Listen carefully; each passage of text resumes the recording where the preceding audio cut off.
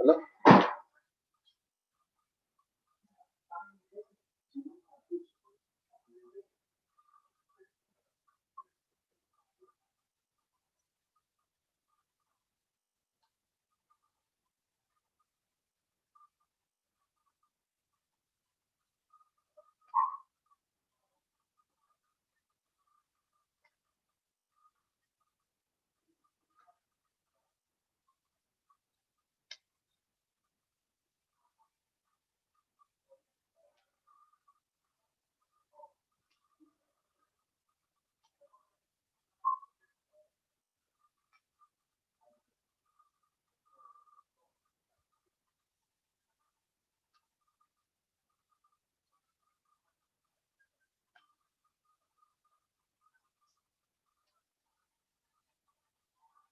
Well, Tony brought him. Tony introduced him. He's a guy who was supposed to hire. He's like the YouTube expert who's supposed to set up things and do things. He's been working with him for years, and I'm just. I gave him my login with my. Oh, oh, oh, oh, oh.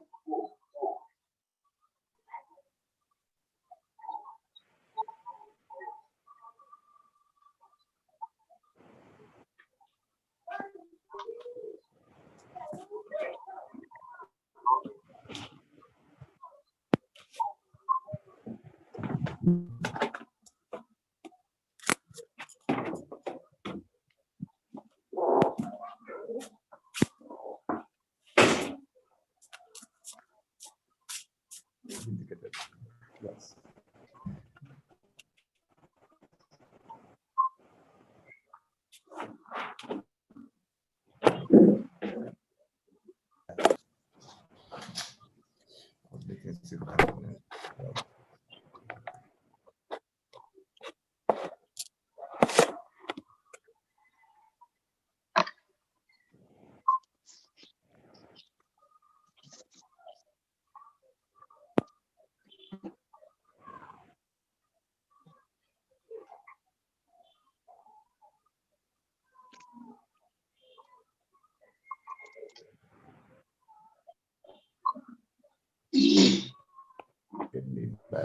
Okay, hello everyone. Welcome to this very, very important day.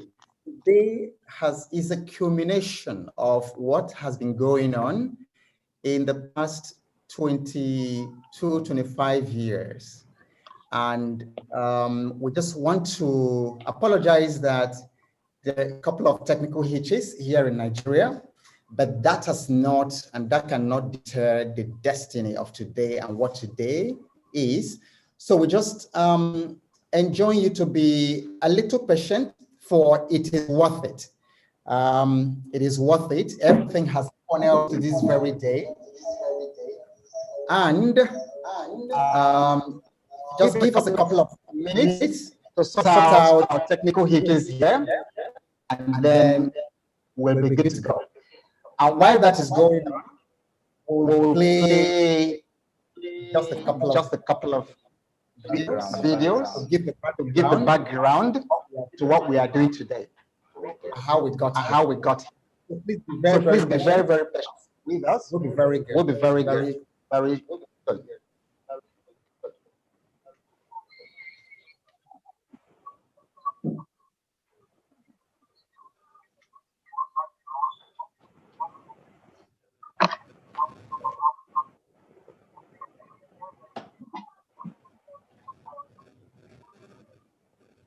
Tell Johnny to allow me to share. I can't share.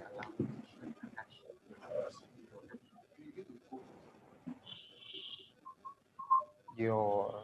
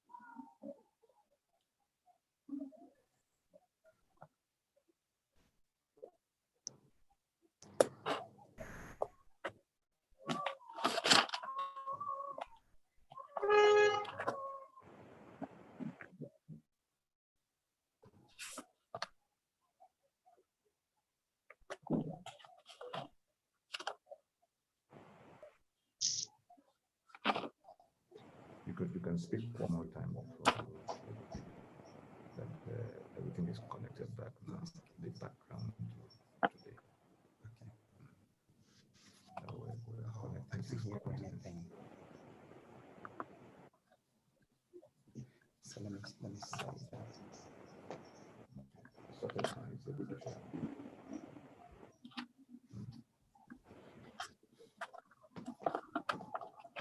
There's no audio.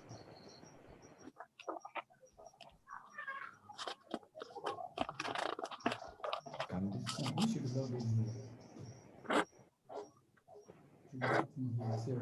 We have it direct on the coming in. I hope everything you're saying is not going anywhere. Maybe that one is You log in here. Yeah. Where is the echo coming from? Because you have two systems next to each other. You have two systems next to each other. okay? The two systems are too near to each other. Is it The phone is not hearing us? connected to the program.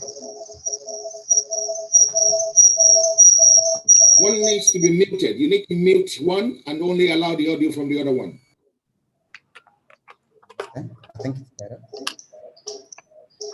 It's still echo. The two systems are too near to one another.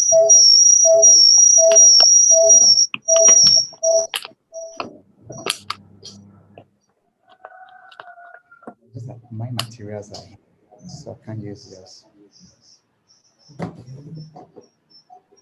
Or maybe you can mute this one. This one is also muted. On the microphone, if you drop the arrow down, you can select you can select to mute it or change the speaker.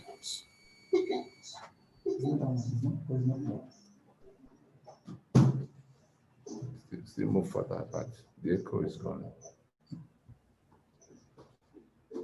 Is it better?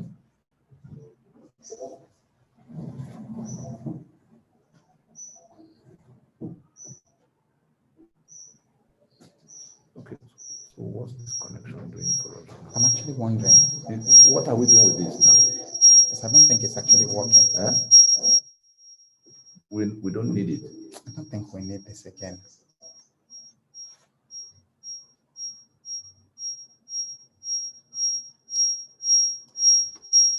Shut this down.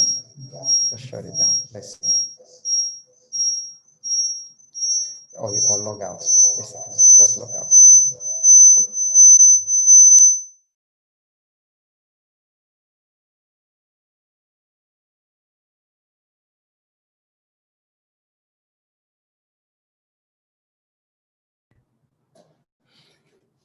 Okay, so the short clip that we are going to see gives a little bit of background to what we are doing today. Can you thumbs up if you hear me okay and that the echo has stopped? Let me know how we're doing. Audio, just thumbs up. Mr. Chairman, leaders of the various delegations of self-determination groups and ethnic nationalities all over Nigeria, members of the high table, ladies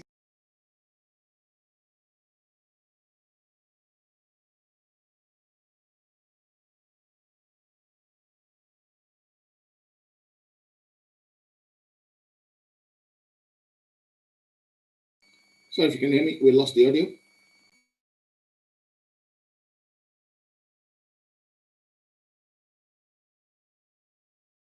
Do you want to rush it? No, just that, to be clear. Sorry if you can hear me, we lost the audio. We lost the audio.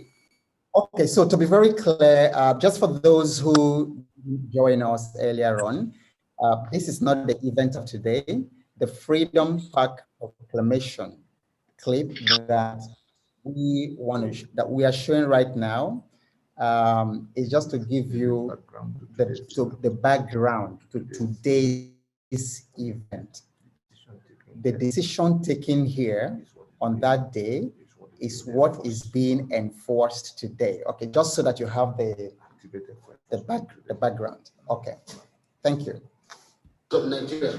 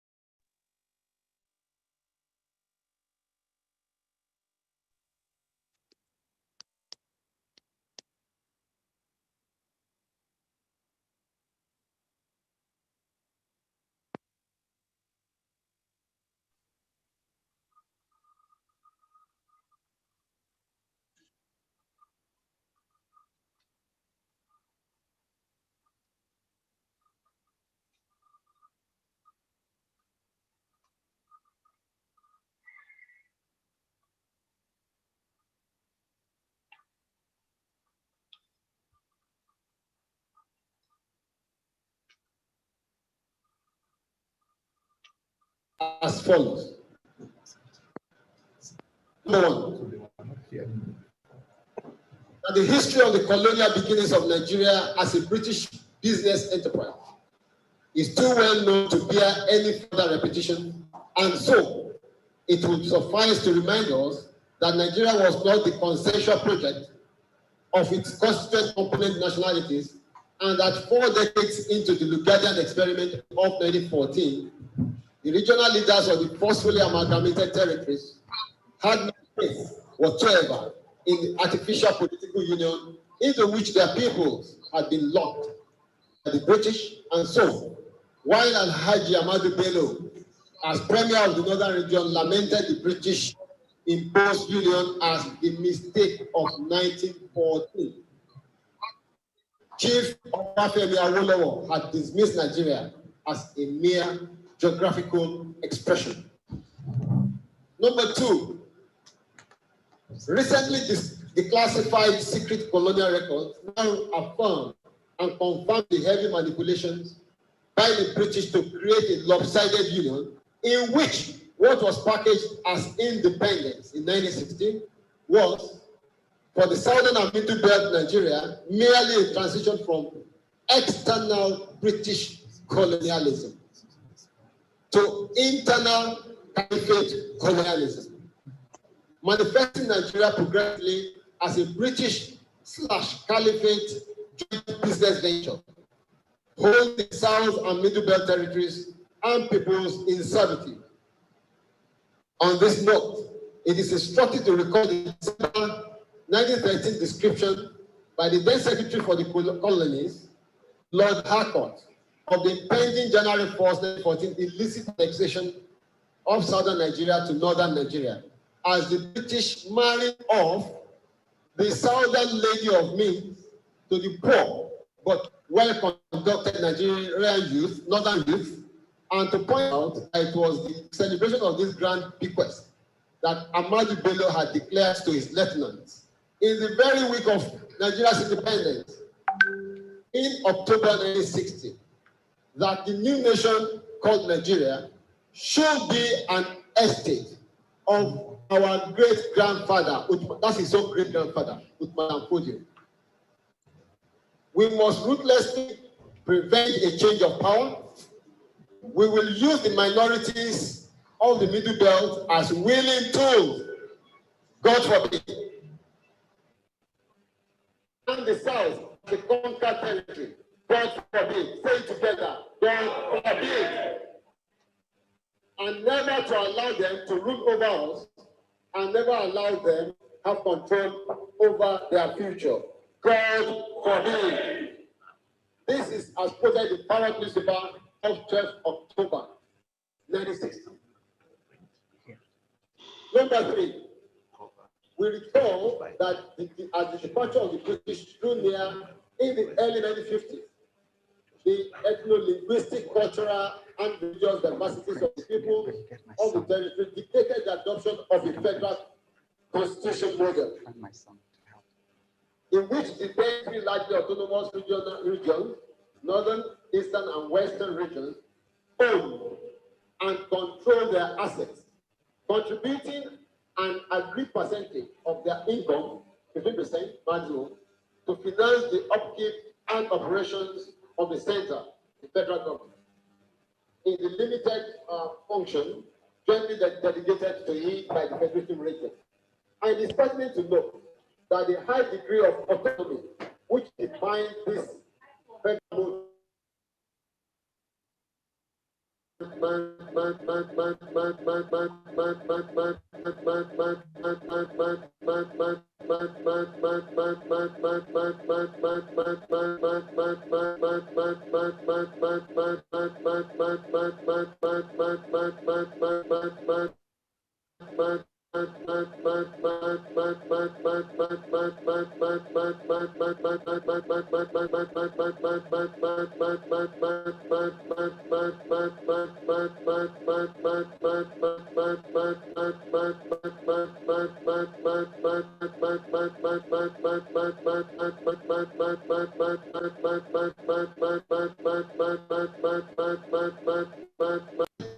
and became the owners of the assets and sovereign rights of the region, fractured first into 12 states in 1967, and subsequently present at the 6 states, which grovel at the feet of an omnipotent federal government, with a 68-item federal executive legislative list that rendered the states completely incapacitated.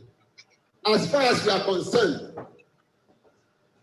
what happened in 1966 truncated Nigeria. Nigeria, our fathers negotiated in 1959 up to elections, 1960, died in 1966. It is self-evident, number 5, that this inverted federalism is directly responsible for the globally acknowledged failings of Nigeria in all spheres, manifesting in pervasive corruption, infrastructure, gross insecurity, mass poverty, and hopelessness, thrusting Nigeria upon the global podium as the case study of a failed state.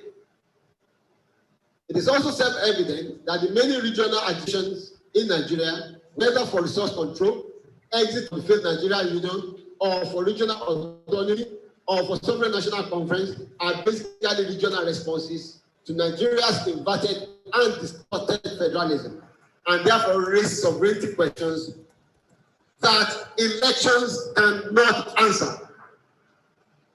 That number 6, that from the point of the collapse of the Federative Constitution in 1966, Nigeria ceased to be a federation. and that the unitarist country imposed by a combination of brute force and crime since 1966 has become for the constituent component units and component ethnic nationalities of Nigeria an occupation force operating as an adverse sovereignty in negation and suppression of the collective sovereignties of the said constituent component nationalities, which now feel entrapped in the union of attrition and death that Nigeria has become for their various peoples, especially in the southern and middle belt territories, which had been at the receiving end of the belligerence of a section of Nigeria, as shown on the map behind us, which owe it a duty of faith to kill others as stipulated in Sharia, and which does not believe that all men are born equal, as stipulated in their principle of feudalism. Number 7, the simultaneous imposition of Sharia by the 12 contiguous states of the federal section or the feudal section of northern Nigeria in the year 2000 rendered the already distressed union of Nigeria practically untenable, since Sharia and feudalism are mutually exclusive with democracy and constitutionalism, to which the rest of Nigeria subscribed, and so it became a situation of irreconcilable clash of civilizations, with little prospects of finding any viable, sustainable resolution, as no side can be compelled or persuaded to abandon their worldview. Number 8, that the present imposed master-servant constitutional order, which emanated from the series of decrees made between 1966, when Nigeria failed to exist, and 1999, which birthed both the so-called 1979 Constitution and its 1999 reincarnation, called the 1999 Constitution, that currently define the union called Nigeria, cannot be the basis for any democracy. For the same reasons that no democracy could have been built on the apartheid constitution in South Africa. Number 9, that many years of painstaking people-led democratic processes, including pro-NATO and other multi-regional initiatives, to find a sustainable resolution to the damaged constitutional foundations of Nigeria had been ignored and denigrated by successive federal governments, including the present administration, as recent as November 2018, when in faraway Paris, France, President Muhammadu Buhari declared that those talking about restructuring were lazy, and without a clue on what they mean by restructuring and how it could be undertaken. A comprehensive response was given by us as to the meaning, content, and process of restructuring, as was raised by an alliance partner organization titled Open Memorandum to President Muhammadu Buhari on his Paris queries on restructuring. You can find this on Facebook. Just Google it on Facebook. And we adopt, the link is available too, we adopt and incorporate the full text of the said open memo on November 16, 2018, as the wider articulation of the issues around the demand for the reconfiguration of the constitutional foundations of Nigeria, preferably through referendum. It is also a matter of public knowledge. Number 10, it is also a matter of public knowledge that as a part of the aforementioned people-led processes, the component regional blocks of Nigeria, throughout the southern Nigeria and the middle belt, had in the course of the last 3 years taken their turns to publicly repudiate the 1999 Constitution as the basis of the Nigerian Union, and the next logical step is to initiate a time-bound process for the termination of the operation of that Constitution. That constitution must die for Nigerians, all the ethnic nationalities, and all the peoples of southern Nigeria and the Middle Belt to live. It is our condition that the most urgent challenge before Nigeria today is to reconstitute itself back to being a federation as the only viable mechanism for addressing the self-determination and sovereignty issues raised by the thoroughly disputed constitutional arrangements of Nigeria, not by elections that can only exacerbate an already bad situation. The current dangerous crossfire between political gladiators and the trajectory of the political discourse in Nigeria is reminiscent of the 1962 to 1965 episodes, which exploded into the collapse of the Union in 1966. Accordingly, we, the self-determination groups of Yoruba land, under Yoruba Liberation Command and its associates, under the Biafra Coalition, under the Niger Delta peoples, and under the peoples of the Middle Belt,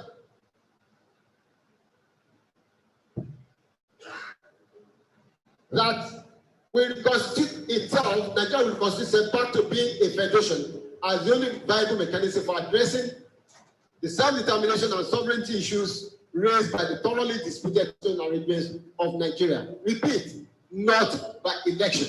So, we, the people, the owners of the land, the people that inherited Nigeria as certainly constituted from our ancestors, demand that in place of the general elections planned for 2019, a transitional arrangement be immediately instituted to peacefully ease out the rejected unitary constitutional order, while a body with constant powers is also instituted to midwife the emergence of successive constitutional arrangements according to the preferences of the constituent component nationalities of Nigeria to be ascertained by referendum.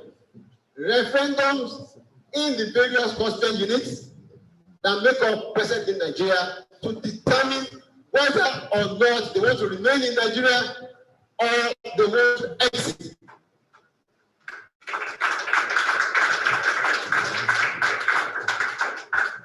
May we inform the political actors from the south and the middle belt of Nigeria that the choice must be made now between standing with the people of southern Nigeria and the middle belt that they claim to lead, who have rejected the 1999 constitution and any elections mandated by it, and stand with the enemies of their people who insist on preserving that master servant constitution of 1999, which enslaved and impoverished the peoples. We have spoken. Signatories of this are the Olicon Group, the Lower Niger Congress Group, and the United Middle Belt Independent Peoples, Indigenous Peoples Congress. Thank you.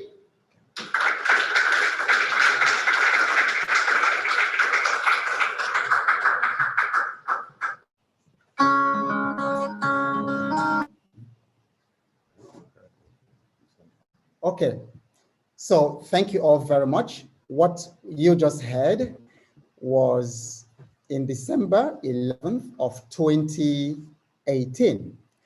Then after this proclamation, the Freedom Park Proclamation of December 11, 2018, the president went to France and basically said, well, he heard what we said, that the government didn't know how to do that. So we wrote an open memo to the president and to the government, telling them exactly what is going to happen. And that was in November 16th of 2018. And What you're going to hear now is exactly what we told the president, and it was published in the Guardian newspaper. So in a moment, you will hear what we told the government of the day. And between that time and to do that. So that's why we're here today, to enforce that. So I'm going to invite Otumba Fola Shade to read that memo that the Alliance sent to the government of the day. Okay. Concerning the restructuring and the reforming of the foundation of the country. Thank you. So, Otumba Fola Shade, over to you.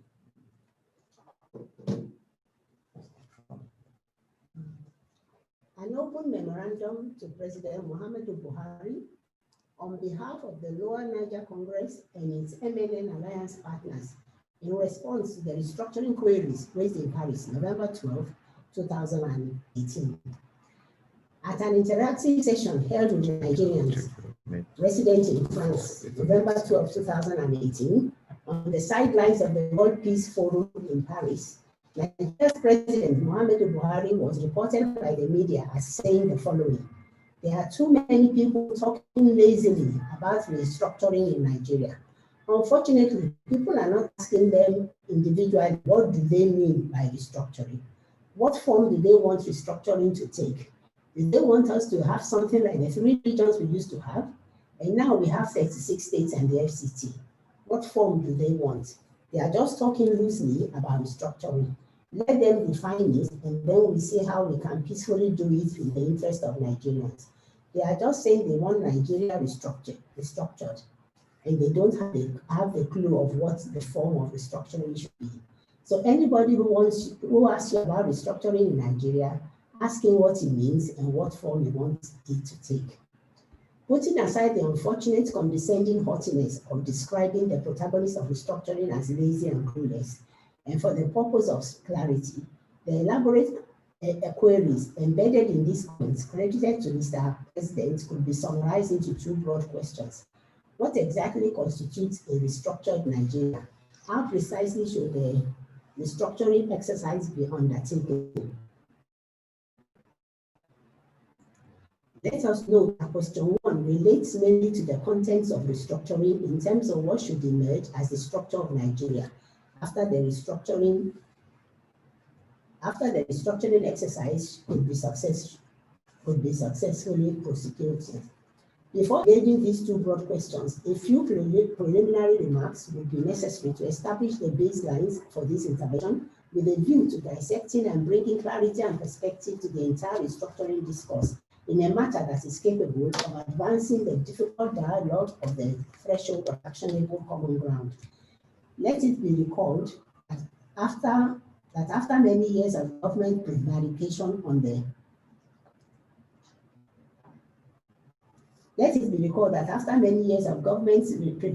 on the subject of appropriate constitutional arrangements for Nigeria, a critical mass of thought leaders who had a thorough grasp of what the real issue of the sick Nigerian state are and what potent remediation options are available to its cure, came together from across the ethnic and geopolitical divides in Nigeria, including some of your contemporaries in the Nigerian military, and took upon themselves the daunting task of mobilizing the peoples of Nigeria towards a consensus that will generate more workable and more acceptable constitutional arrangements for Nigeria in place of the unworkable unitary constitutional order that was unilaterally fostered by military fiat between 1966 and 1999 on a Nigeria that was designed to be a federation.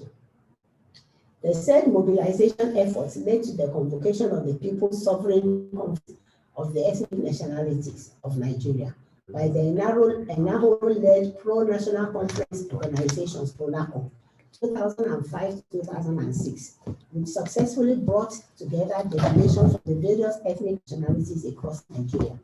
civil society, and the leadership of the various regional self-determination agitations of that period, some armed, including the Odua People's Congress, OPC, as led by Gani Adams, the Movement for the Actualization of the Sovereign State of Biafra, MASOB, as led by Ralph Uwazuruke, the Niger Delta People's Volunteers Force, NDPVF, as led by Dokubo Asare, amongst others.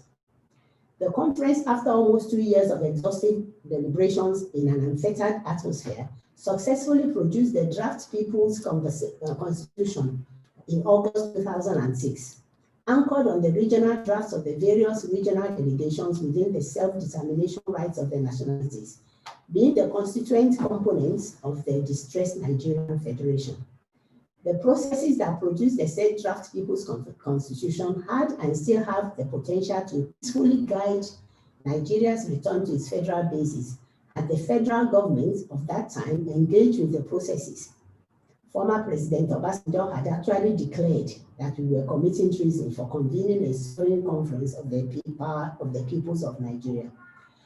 Having been a part of the wider spectrum of leading political actors from northern Nigeria involved by way of consultation in the PRONACO process, Mr.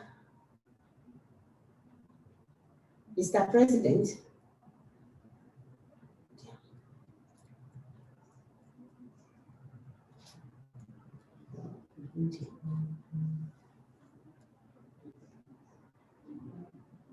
Mr. President, will recall that I had a meeting at Ikeja between yourself, myself, and Chief Enahoro, handed to you the hardcover edition of the aforementioned draft People's Constitution in February 2007, when you came to intimate the arrowheads of PRONACO of your bid for the presidency of Nigeria in the 2007 electoral round.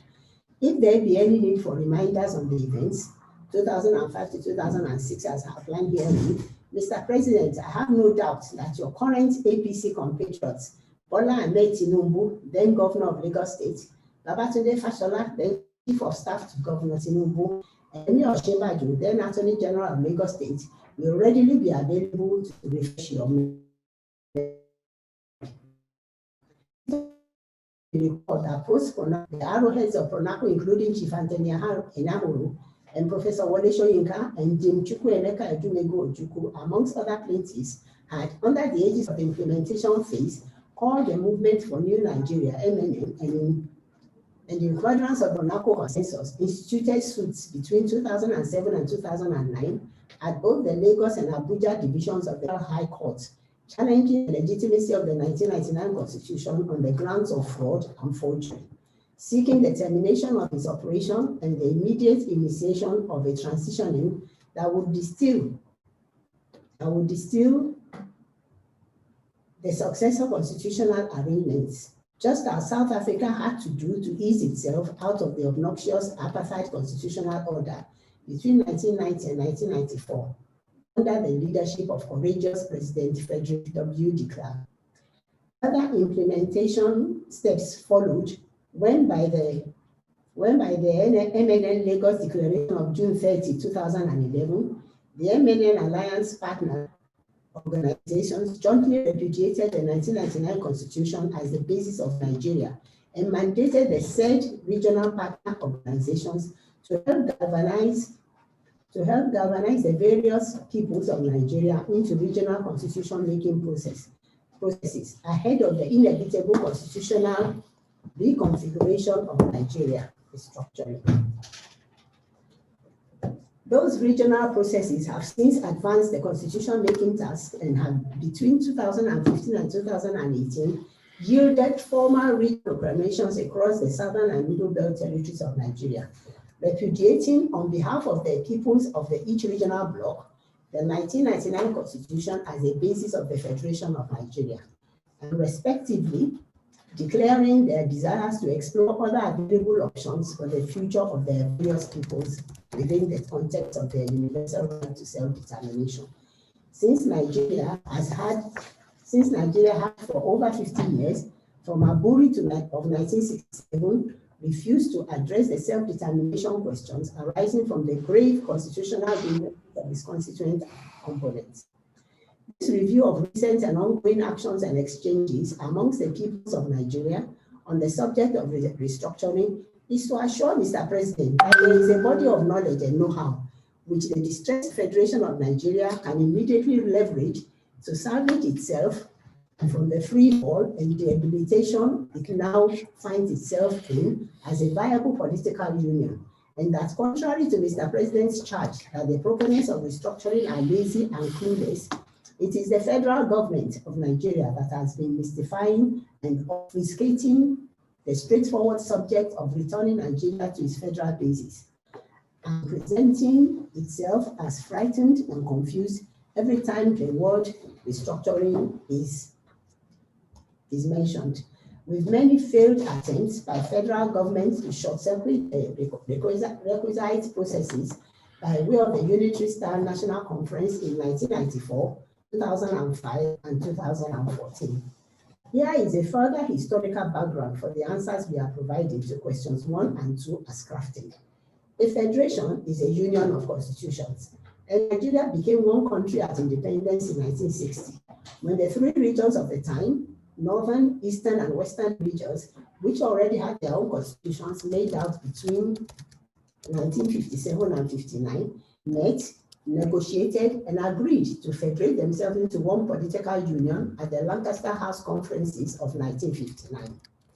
The crux of this agreement and the federation model it produced was the high degree of autonomy it guaranteed for the federating regions, in which each region owned and controlled its assets, contributing an agreed percentage of its income, 15%, for the upkeep of the center, federal government, to finance the limited functions gently delegated to the center by the regions, meaning that the center was a creation of the regions to service specified collective needs. It will be recalled that when in 1953, Anthony Anaho moved the first motion for independence, the Northern delegates opposed, blocked, and defeated the motion.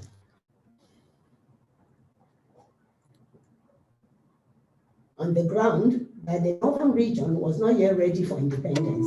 It will also be recalled that following the collapse of the said independence motion of 1953, the 8-point demand raised by the then Premier of Northern Region, Sir Ahmadu Bello, as conditions for the Northern region to join the other 2 regions as one country and to independence had to do with the degree of regional autonomy which the North wanted, and these took between 1953 place and eventually defined the autonomy level adopted in what became the Independence Constitution in 1960. The coup of January 15, 1966, and the counter coup of July 29, 1966, brought the military into the arena of political power, resulted in the toppling and jettisoning of the 5 constitutions that defined the Federation of Nigeria, 4 regional and 1 federal, and the imposition of unitary constitutional instruments by military decrees, one of which by May 27, 1967, broke up the erstwhile 4 regions into 12 states and swept away the autonomy of the regions, whilst hijacking and confiscating the assets and rights of the regions. Most governmental powers and responsibilities of the regions were forcefully taken over by the federal government in this period. From that point in May 1967, Nigeria became and has remained a unitary state today, fractured into 36 largely impotent states that govern at the feet of an omnipotent but grossly inefficient federal government, holding to itself 68 items on the federal exclusive list, legislative list, as encapsulated by the imposed 1999 Constitution, which is a wholesale carryover of the equally imposed 1979 Constitution, despite the bogey called the 1977 Constituent Assembly.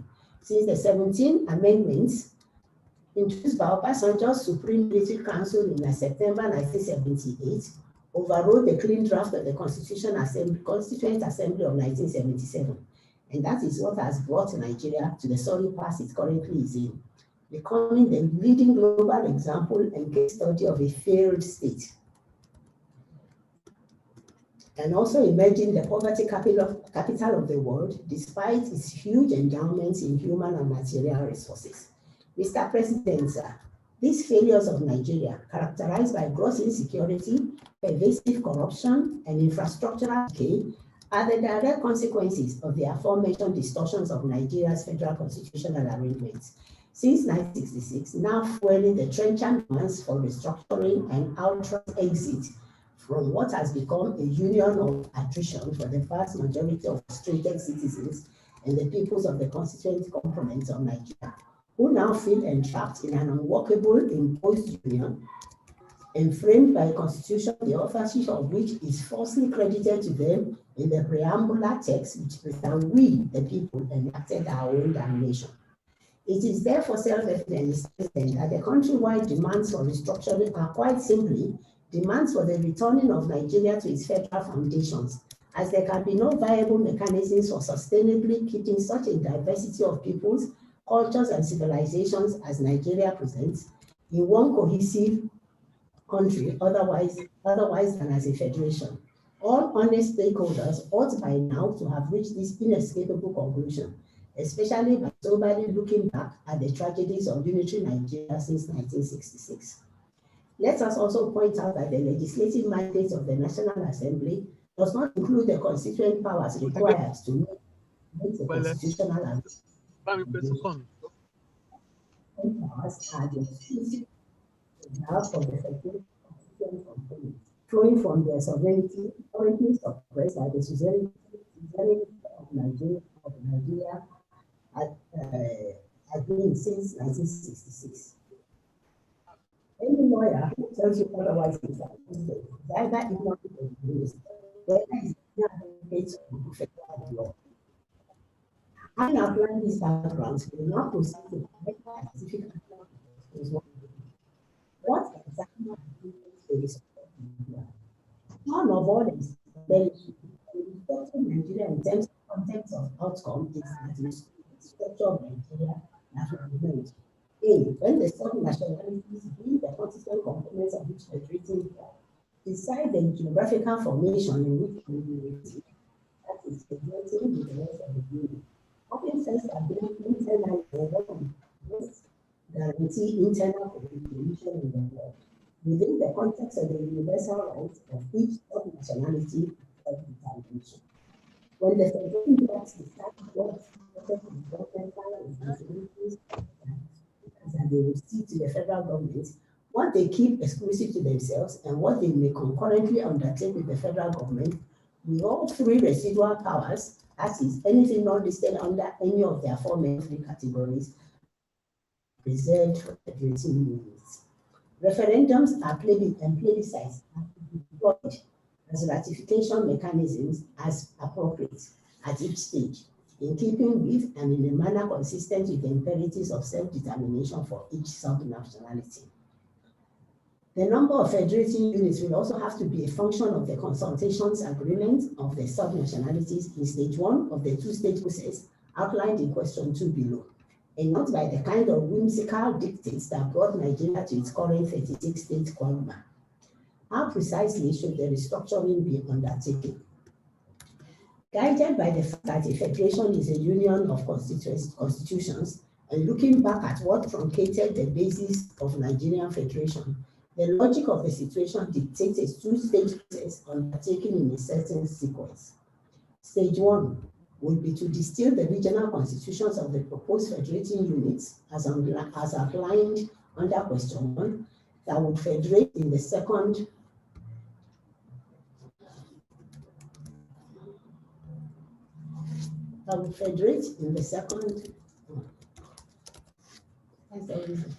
Okay. So to read this side. Okay. Okay. Okay. As was done, sir. In the second, as was done by the three regions between 1957 and 1959, ahead of the Lancaster House conferences of 1959. Stage 2 would be for the proposed federating units already armed with their respective regional constitutions as distilled from stage 1 to meet, negotiate, and agree on the terms of federating themselves into one political union, as was done in the Lancaster House conferences. Referendums and ratifications are to be deployed as ratification mechanism as appropriate at each stage, in keeping with and more consistent with the imperatives of self-determination for each of the sub-nationalities. May we point out, Mr. President, that it was the failure of all the governments of Nigeria since 1970 to abide by this simple logic of the federation that is responsible for the failure of all attempts to rework the constitutional arrangements of Nigeria, starting with the Constituent Assembly of 1977 to all the national conferences of 1999, 2005, and 2014. So anything short of this two-stage process is bound to fail yet again, no matter how well intentioned the conveners may be. Now that we know in broad outlines what restructuring means, Mr. President, now that we know in broad outline what restructuring means, Mr. President may be asking, but how do we begin? From where we are now, especially with the 2000 elections so near? The best guide on how to proceed from where Nigeria is right now is to look at how South Africa eased itself out of the quagmire of the apartheid constitutional order between 1990 and 1994, under the courageous leadership of President Dr. de Klerk, when the apartheid era South Africa arrived at the very situation Nigeria has now arrived at under the imposed Master Servant 1999 Constitution that has been repudiated and rejected countrywide, but to which a tiny band of political merchants across Nigeria hold tenaciously for huge, humongous personal and group benefits. Even the people, the country, and the society sink deeper into misery, decay, and retention.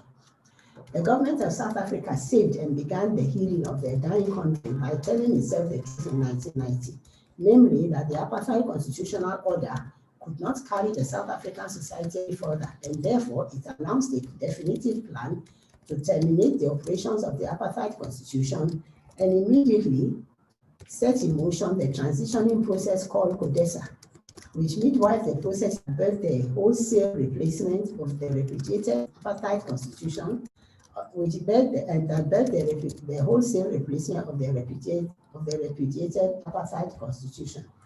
Nigeria is in that station at this time that requires this turnkey constitutional re-engineering, reconfiguration, and reconstruction, which has acquired the street name of restructuring. Mr. President, Nigeria is very sick, and we present this memorandum to you as concerned statesmen who have taken the trouble to fully diagnose the actual ailment of the sick Nigeria and to locate the most important prescription for that ailment, and now invite your government and other stakeholders to commence the emergency treatment to the life-threatening ailment of Nigeria over and above the ineffective palliatives that partisan politics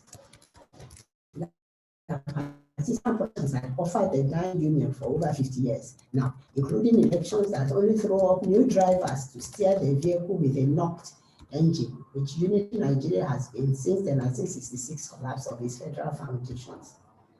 Whether we admit or not, Nigeria is now a thoroughly disputed project site, and further construction is not only a monumental waste, but makes a peaceful resolution much more difficult and much more costly.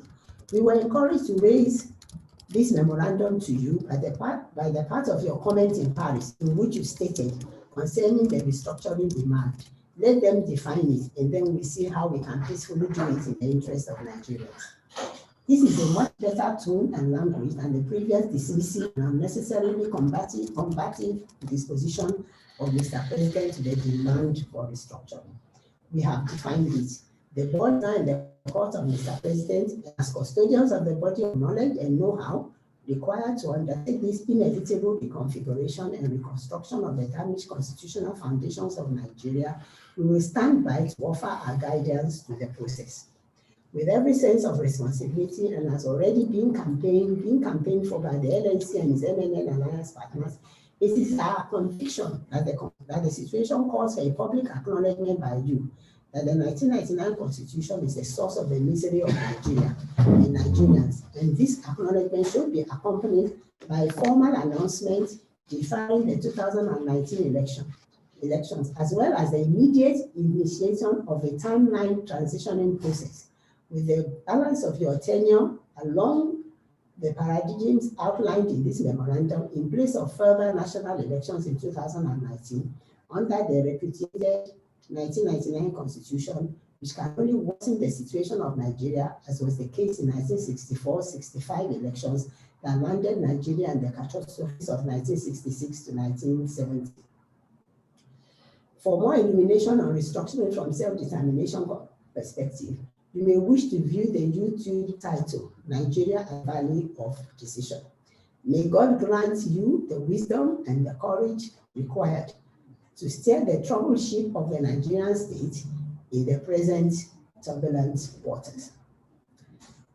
For and on behalf of the Lower Niger Congress and its MNN Alliance,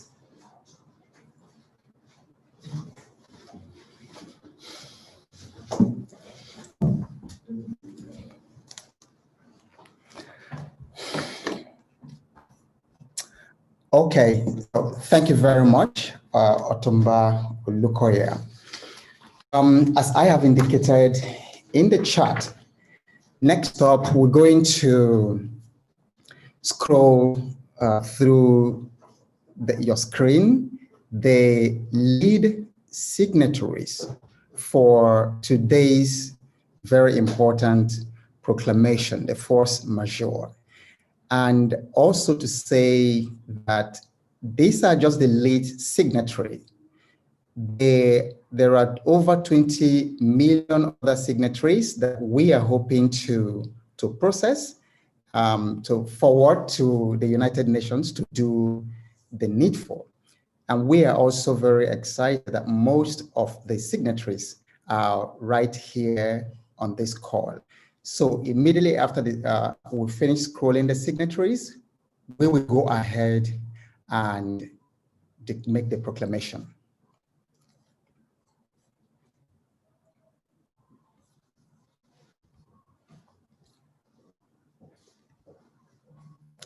Okay, so there's no music background, incidentally, but we will also scroll this again when it's done. But this day, the December 16th of 2020, here are the lead signatories of the ethnic nationalities of Nigeria, who are being supported by over 20 million other signatories being processed. And after the force majeure proclamation, we are going to give people instructions, some guidelines as to where they can go to also add their signatory for this very important event. Okay, so here we go.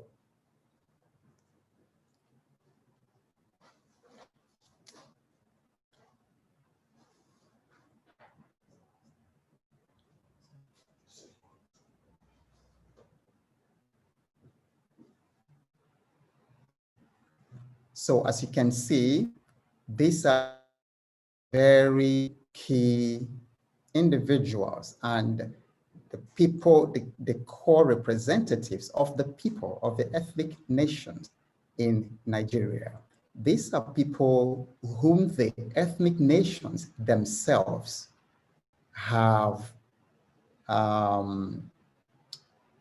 feel very comfortable to represent them, far more comfortable and far more reliable with them than the people who are currently in Abuja trying to represent them.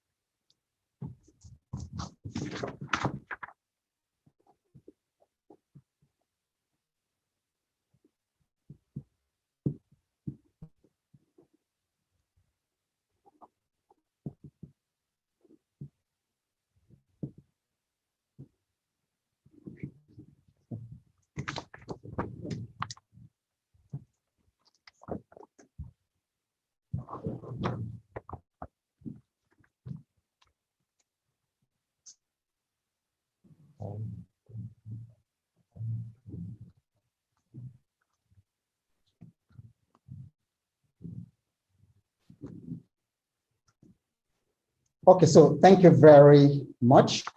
All right, so I want to observe that the network is compromised where Professor Akintoye, who is actually billed or who was billed to read the proclamation, where he is, the network is compromised, and we have done quite some bits to try to make it happen over the past couple of hours.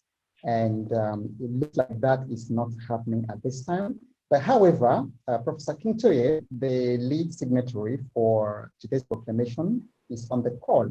And then all the other signatories, the lead signatories, are also represented. So as a result, because what must happen, because the spirit is already here.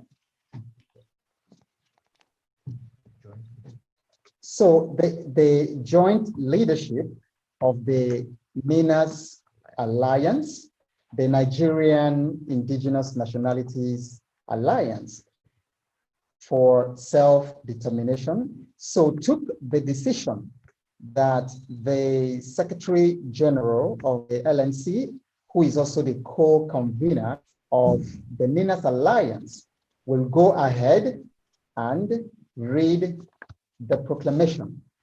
So, ladies and gentlemen, the moment we have been waiting for is here, and I would like to invite the Secretary General of the Lower Niger Congress and the co-convener of the NINAS Alliance, Barrister Tony Nnadi, Mr. Tony Nnadi, to read the proclamation on behalf of the NINAS Alliance.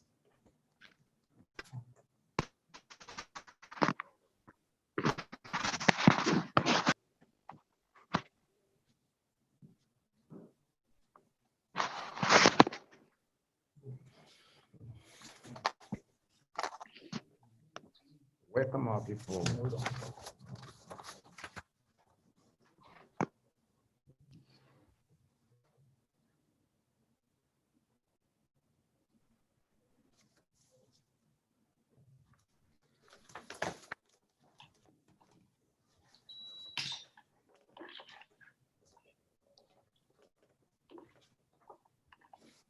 Our co-compatriots in the Union of Nigeria, the Federation of Nigeria, gentlemen from the media, we welcome you. This is a notice of constitutional grievances, a declaration of constitutional force majeure, and a demand for a transitioning process for an orderly reconfiguration of the constitutional basis of the Federation of Nigeria, being a joint proclamation of a sovereignty dispute by accredited delegates of Nigerian indigenous nationalities of the Southern and Western territories of Nigeria, issued this 16th day of December 2020. This proclamation is titled Correcting the Mistake of 1914.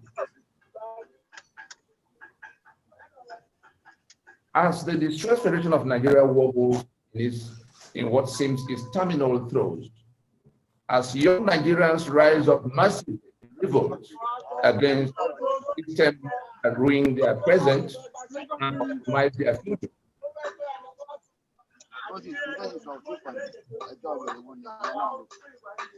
Please, could you all mute, or can the host please mute everybody? There is a lot of noise coming in and interference. Please, host, could you mute everybody? Could you mute everybody? And then we will have to take this. Orebe, please mute phone. There's a lot of noise coming from your phones. Host, please, could you mute everybody? We're going to take this again in the beginning because we have it. We have it recorded. We're still hearing the background noise. Johnny, please, could you mute everybody? So there's someone with Orebe. There's a user called Orebe. Please remove, mute the person. Yeah, I'm muted. I'm muted. We can still hear some noise. We want absolute quiet for this. Everybody is muted except Tony Nadi. Okay, there's Orebe. Okay, just one person. I just.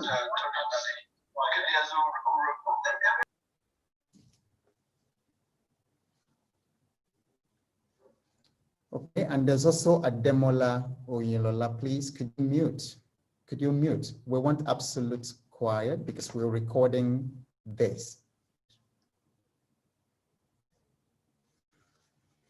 Okay, thank you very much. All right, so Mr. Tony Nadi is going to start all over again.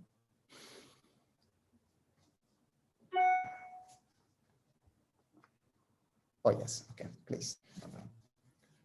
Notice of constitutional grievances, declaration of constitutional force majeure, and a demand for transitioning process for an orderly reconfiguration of the constitutional basis of the Federation of Nigeria, being the joint proclamation of a sovereignty dispute by accredited delegates of the Nigerian indigenous nationalities of the Southern and Middle Belt territories of Nigeria, issued the 16th day of December 2020 in Lagos.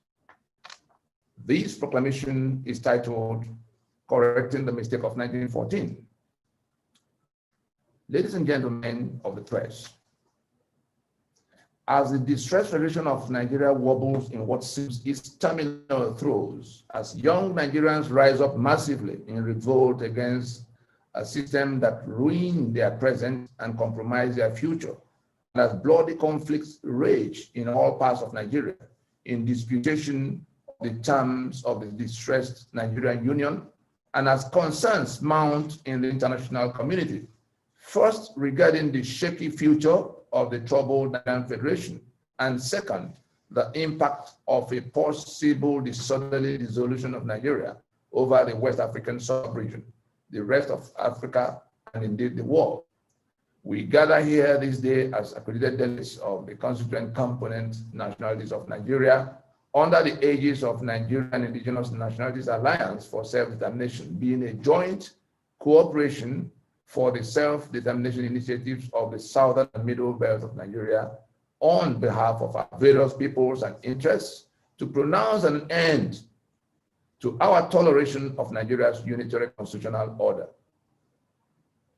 unilaterally imposed and forcefully maintained by a section of the Nigerian country in negation of the federal basis upon which Nigeria became one political union at independence in 1960, and in brutal subjugation of our collective sovereignties, currently being forcefully and fraudulently appropriated by the Nigerian state.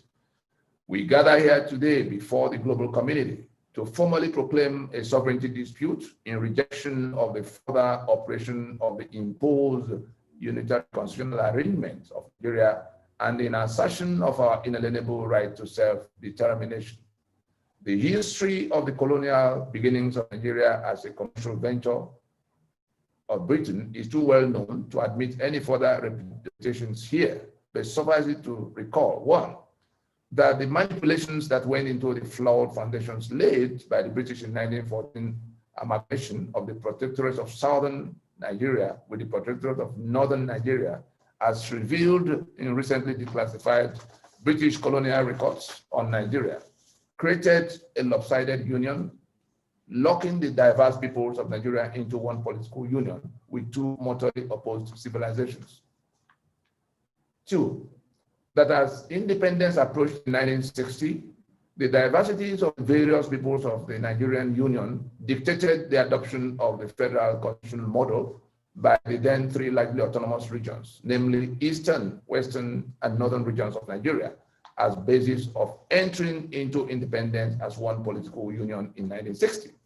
Three, that amidst the early strains of post-independence Nigeria, arising mainly from the aforementioned foundational and independent and pre-independence manipulations by the British colonial rulers of the Nigerian Union, the military coups of 1966 truncated the federal constitutional basis of Nigeria and plunged the fledgling union into a catastrophic 30-month war with its breakaway eastern region between 1967 and 1970, triggered by disputations around the terms of the Nigerian Union and leaving in its trail human carnage in excess of 3 million people and a fractured union now resting on an unworkable unitary constitutional order imposed in 1979, first by fiat of the illicit federal government, which emerged since 1966, collapse of the Federation of Nigeria, forcefully hijacking and confiscating the sovereignties of the constituent component regions of Nigeria that federated their sovereignties in 1960.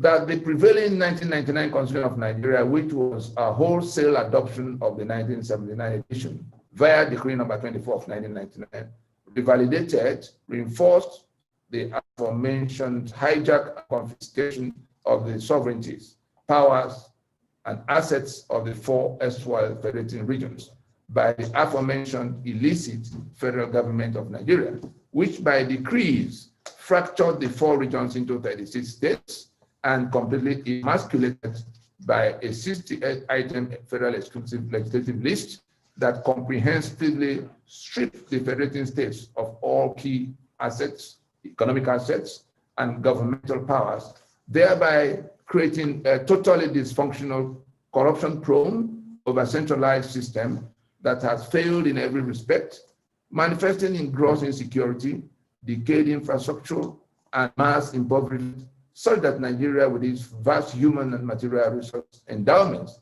has now emerged as the poverty capital of the world, as well as the global leading example of a failed state. 5, there is a countrywide consensus against the unitary constitutional arrangement imposed incrementally on Nigeria by a combination of guile, brute force, and impunity between 1966 and 1999, now codified by the 1999 Constitution. This countrywide consensus has manifested in several unilateral, regional, and multi-regional actions in repudiation and rejection of the unitary Constitution of Nigeria. The first indication that was in the year 2000, the 12 contiguous states of the Far North simultaneously imposed and began to implement Sharia in their domains against the express provision of the 1999 Constitution, which in Section 10 forbids the adoption of any state religion. This translates to a unilateral secession from the secular Union of Nigeria. Between 2005 and 2006, a sovereign conference of ethnic nationalities of Nigeria, convened by the Pro-National Conference Organization, PRONACO, deliberated exhaustively and produced a draft People's Constitution in 2006, which had the potential of restoring Nigeria to its damaged federal foundations. Though ignored by successive governments in Nigeria, that draft became the new federating consensus against the prevailing unitary constitutional order in Nigeria. It will be recalled that prior to the 1999 return to civil rule in Nigeria and before PRONACO, there was NADECO, which vigorously challenged both the aberration of military governance in Nigeria and Nigeria's unitarized federalism imposed by military decrees. C, as a way of easing out the rejected military constitutional order and paving the way for the emergence of a new federating consensus. The conveners of PRONACO, aggregating under the aegis of the Movement for New Nigeria, MNN, being an alliance of the regional self-determination initiatives of the South and Middle Belt territories of Nigeria, hereinafter called the Alliance, in May of 2007, instituted a lawsuit at the Federal High Court in Abuja, challenging the legitimacy of the 1999 Constitution on the grounds of fraud and forgery, and sought an order of court for the termination of the operation of the 1999 Constitution via an 18-month transitioning arrangement. D, the MNN Alliance by its MNN Lagos Declaration of June 30, 2011, jointly repudiated the 1999 Constitution as the basis of the Nigerian Federation and mandated the alliance blocks to distill their various regional charters and constitutional drafts in readiness for the inevitable fundamental reconfiguration of the distressed Nigerian Federation to be ratified by referendums and plebiscites. We hereby adopt and incorporate the said MNN Lagos Declaration of June 30, 2011 in support of this proclamation. E, pursuant to the mandates of the MNN Lagos Declaration of June 30, 2011, the regional blocks of the MNN Alliance convened their various regional solemn assemblies between 2015 and 2018, namely the April 27, 2015 solemn assembly of the peoples of the Lower Niger in Port Harcourt, that is the Southeast and South-South, that is Lower Niger Territory. The 7th September 2017 Yoruba Summit in Ibadan, and the July 18, 2018 Emergency Assembly of the Peoples of the Middle Belt in Makurdi. Each of these regional solemn assemblies formally repudiated and rejected the 1999 Constitution as the basis of the Federation. We hereby endorse, adopt, and incorporate the resolutions reached by each of those solemn assemblies. F, having rejected the 1999 Constitution as the basis of the Nigerian Federation, and in the face of ferocious coordinated ethnic cleansing onslaughts of the murderous Fulani militia against indigenous peoples of Nigeria, the MNN Alliance mobilized the people, the alliance territories, under the aegis of the Nigerian Indigenous Nationalities Alliance for Self-Determination to issue the joint multi-regional Freedom Pact Proclamation of December 11, 2018, by which the alliance territories rejected the conduct of further national elections mandated by the repudiated 1999 Constitution and mandated a transition in place of the largely doomed 1999 Constitution, and demanded a transition in place of the largely doomed 2019 national elections as a way of putting a time to the termination of the operation of the 1999 Constitution and distillation of successor constitutional protocols. The said Freedom Pact Proclamation of December 11, 2018 is hereby adopted and incorporated in support of this present proclamation. It is pertinent to note that across all the regions of Nigeria, various social, cultural, and ethnic interests, varied organizations have also been vehement in expressing the constitutional grievances of their own people, some even violently. Thus, on the Yoruba side, we have the Afenifere, the Yoruba Elders Council, Agbekoya, the Yoruba Liberation Command, the YWC, and many more, including the Ilana Omo Odua, which now aggregates several Yoruba self-determination initiatives across the world in the eastern part of southern Nigeria.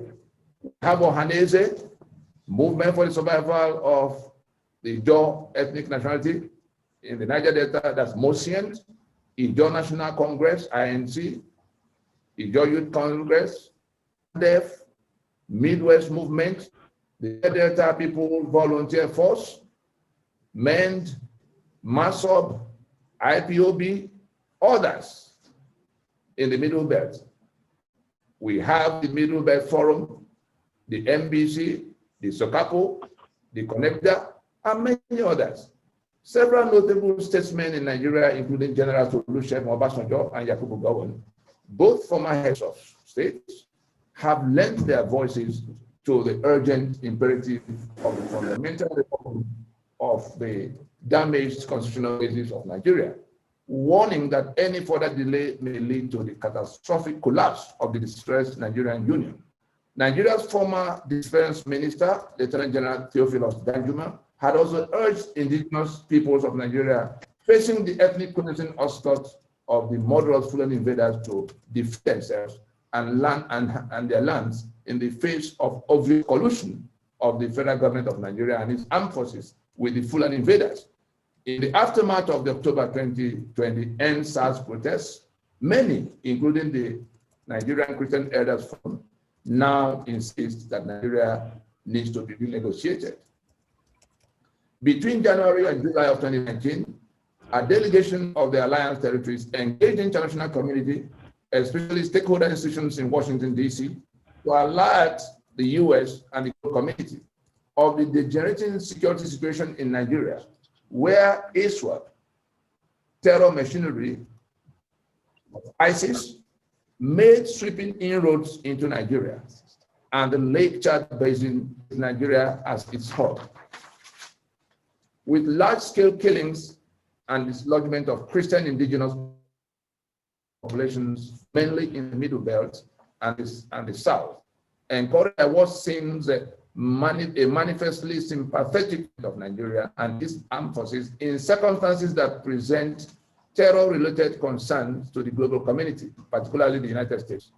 3, specific constitutional grievances touching on the sovereignties of the constituent components of the distressed Federation of Nigeria, which are beyond the powers of the legislative mandate of the National Assembly of Nigeria or the federal government of Nigeria to unilaterally address. Let me repeat, specific constitutional basis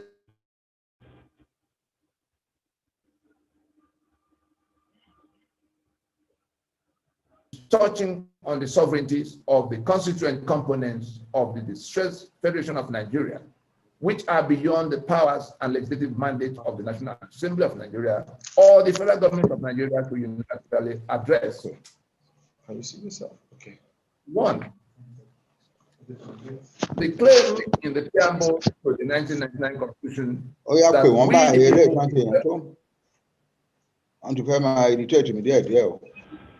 one,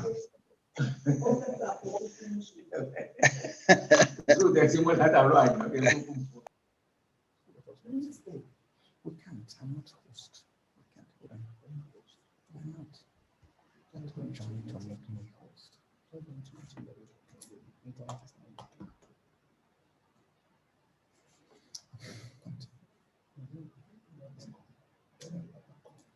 we continue with the specific constitutional grievances. 1, the claim in the preamble to the 1999 Constitution that we, the people, firmly and solemnly resolved to live in one political union, and that we enacted and gave ourselves the 1999 Constitution is self-evidently false, as Decree number 24 of 1999, by which the so-called 1999 Constitution was promulgated, outlines step by step the process by which the author of the 1999 Constitution, General Absalom Abaka, and his Armed Forces Provisional Ruling Council came about the document it labeled the 1999 Constitution.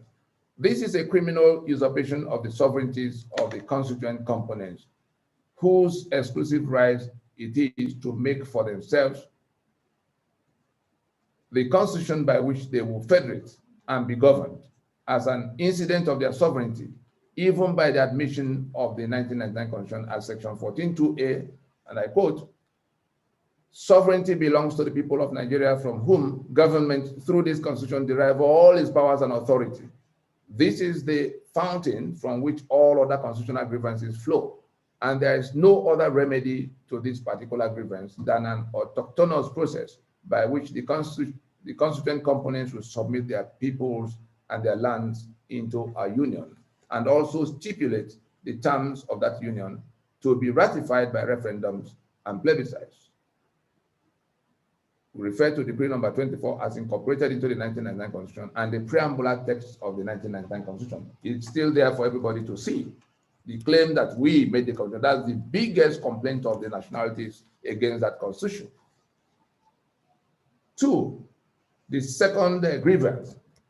A federation is a union of constitutions, and Nigeria became a federation of 3 largely autonomous regions at independence in 1960, when those regions, each armed with its own constitution, agreed to federate into one political union after a series of negotiations at Lancaster House in London between 1957 and 1959. The Midwestern region became the 4th region of Nigeria in 1963 from a constitutional process.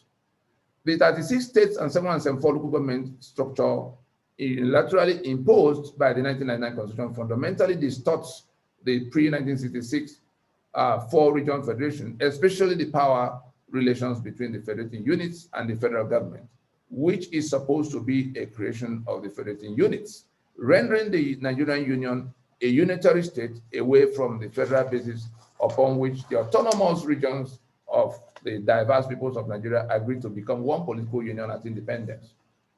These imposed structures also create artificial permanent political majorities and permanent political minorities, irrespective of ground realities in terms of population and other key indices, with grave implications for representation in the places of decision-making as well as resource allocation, amongst other debilitations. There is no other viable remedy for this particular grievance than reverting to the national negotiated basis of federating in terms of formations and preferences ratified by referendums and plebiscites. Refer to the first schedule of part 1 of the 1999 Constitution. The summary of this particular grievance is that the formations in which the peoples agreed to relate have been fractured from 4 regions of 1966 to 36 states, in which the question of representation, resource allocation, and all kinds of things people expect in a federation have been compromised permanently against some in favor of others. The third ground of grievance, we've taken 2. The third ground of grievance is that the 68 item as federal exclusive legislative list is the mechanism by which the illicit federal government of Nigeria hijacked, confiscated, and sequestered the key economic assets, as well as the most important governmental powers and authority of the federating units. Federally confiscated assets include oil and gas assets, the vast maritime assets of the coastal territories, solid mineral, including iron ore, aluminum, coal, limestone, and a wide range of precious metals and stones. The federally confiscated powers include the power to generate and transmit electricity, the power to operate a police service, and other services that might require the use of arms, the power to build, own, or operate seaports, airports, railways, highways, etc. 68 items. Also confiscated are the powers of over banking, insurance, copyrights, patents, trademarks, pensions, prisons, posts, company incorporation, marriages, elections into federal and state offices. The list continues. Some of the worst consequences of this federal hijack and confiscation of powers and assets was the seizure of the federal government, by the federal government, of educational institutions, particularly the great universities developed by the then regions, which the federal government thoroughly degraded over the years. The same was the case with the manufacturing concerns established by the regions. The implication of this federal exclusive legislative list is that only the federal government shall have power and control over all the items listed, while the federating units are forbidden from anything coming under that list. To make things worse, even the few undertakings permitted the already emasculated states under the so-called concurrent list, 13 number, are expressly subjugated to the overriding powers of the federal government, such that any conflicts between the federal government and the state government in respect of any matter on the concurrent list, the interests of the federal government will prevail. More than any other single cause, the disastrous consequences of this over-centralization of control over a large range of subject matters has been at the heart of Nigeria's arrested development and the total system dysfunction, especially when viewed against the backdrop of the rapid socio-economic development in the pre-1966 region of Nigeria, which owned, controlled, and worked their respective economic assets to the benefit of their own people, exercised most of the powers now sequestered from them by the so-called federal government. The other over-centralization comes with hideous inefficiencies that have been the root cause of the culture of corruption and waste in Nigeria, as humongous assets and funds are held in the hands of the federal establishment that have no real contact with the development needs of the various parts of Nigeria. Thus, we are saddled with a situation in which people who have nothing to do with the pressing needs of the true owners of the assets, and who are now not in any way accountable to those true owners or anybody at all, carry on most wastefully as armed robbers will do with their loot. Whether such public funds are proceeds from the sale of oil and gas, or from customs duties, operations of ports, company taxes, or VAT, those who receive the funds as allocations simply treat the funds as their own share of the loot called Nigeria. In all, the entire system is designed to be resistant to development. The various agitations in Nigeria, from the Niger Delta Resource Control agitation to the Yoruba OPC and Amotekun that seek control over Yoruba internal security, to the Biafra agitation by those in eastern Nigeria who are so completely frustrated by the inequitable and unworkable Nigerian Unitary Union that seek outright exit from the union, are caused by the 68-item federal exclusive legislative list. That Nigeria is without electricity or any meaningful infrastructure is on account of this federal exclusive legislative list. That Nigeria has become the poverty capital of the world is due mainly to the exclusive list. The broken down security situation in Nigeria is also largely due to this same exclusive list. The remedy to this particular constitutional grievance is to dismantle the exclusive list completely, restore the sovereign powers of the constituent components, which may in turn cede to the center only such powers as they freely wish, in unfettered self-determination as dictated by the concept of federalism. We may refer to the second schedule, part 1 of the 1999 Constitution that lists all of those items on the exclusive list. Nigeria is where it is today largely on account of that. Number 4, that's the fourth ground of grievance. Aggravation of existing constitutional grievances and extraordinary urgency for remedial action. As quite apart from the provisions of the Constitution itself, there are aggravating circumstances that have arisen to impose an urgency on the peoples of Nigeria concerning this subject matter.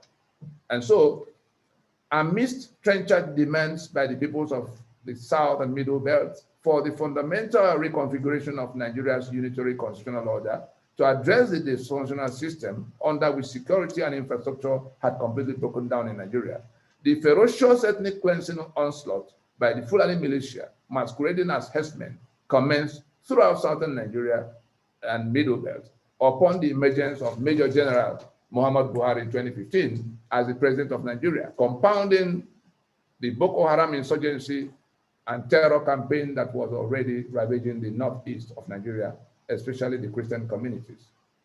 Concerning the rapidly worsening situation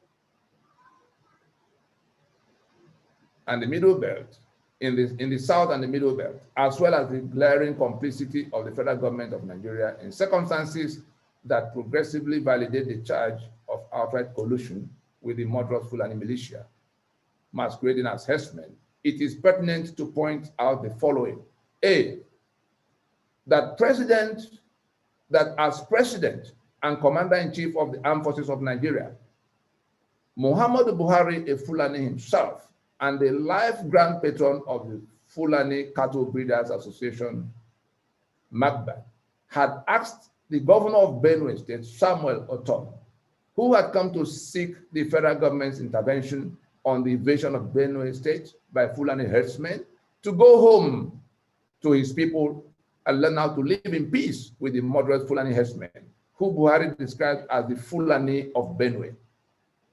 B, Nigeria's defense minister under President Buhari had declared that the developments blocking what he described as ancient cow grazing routes must be removed, or the cows and the herdsmen will bulldoze their way through the developments.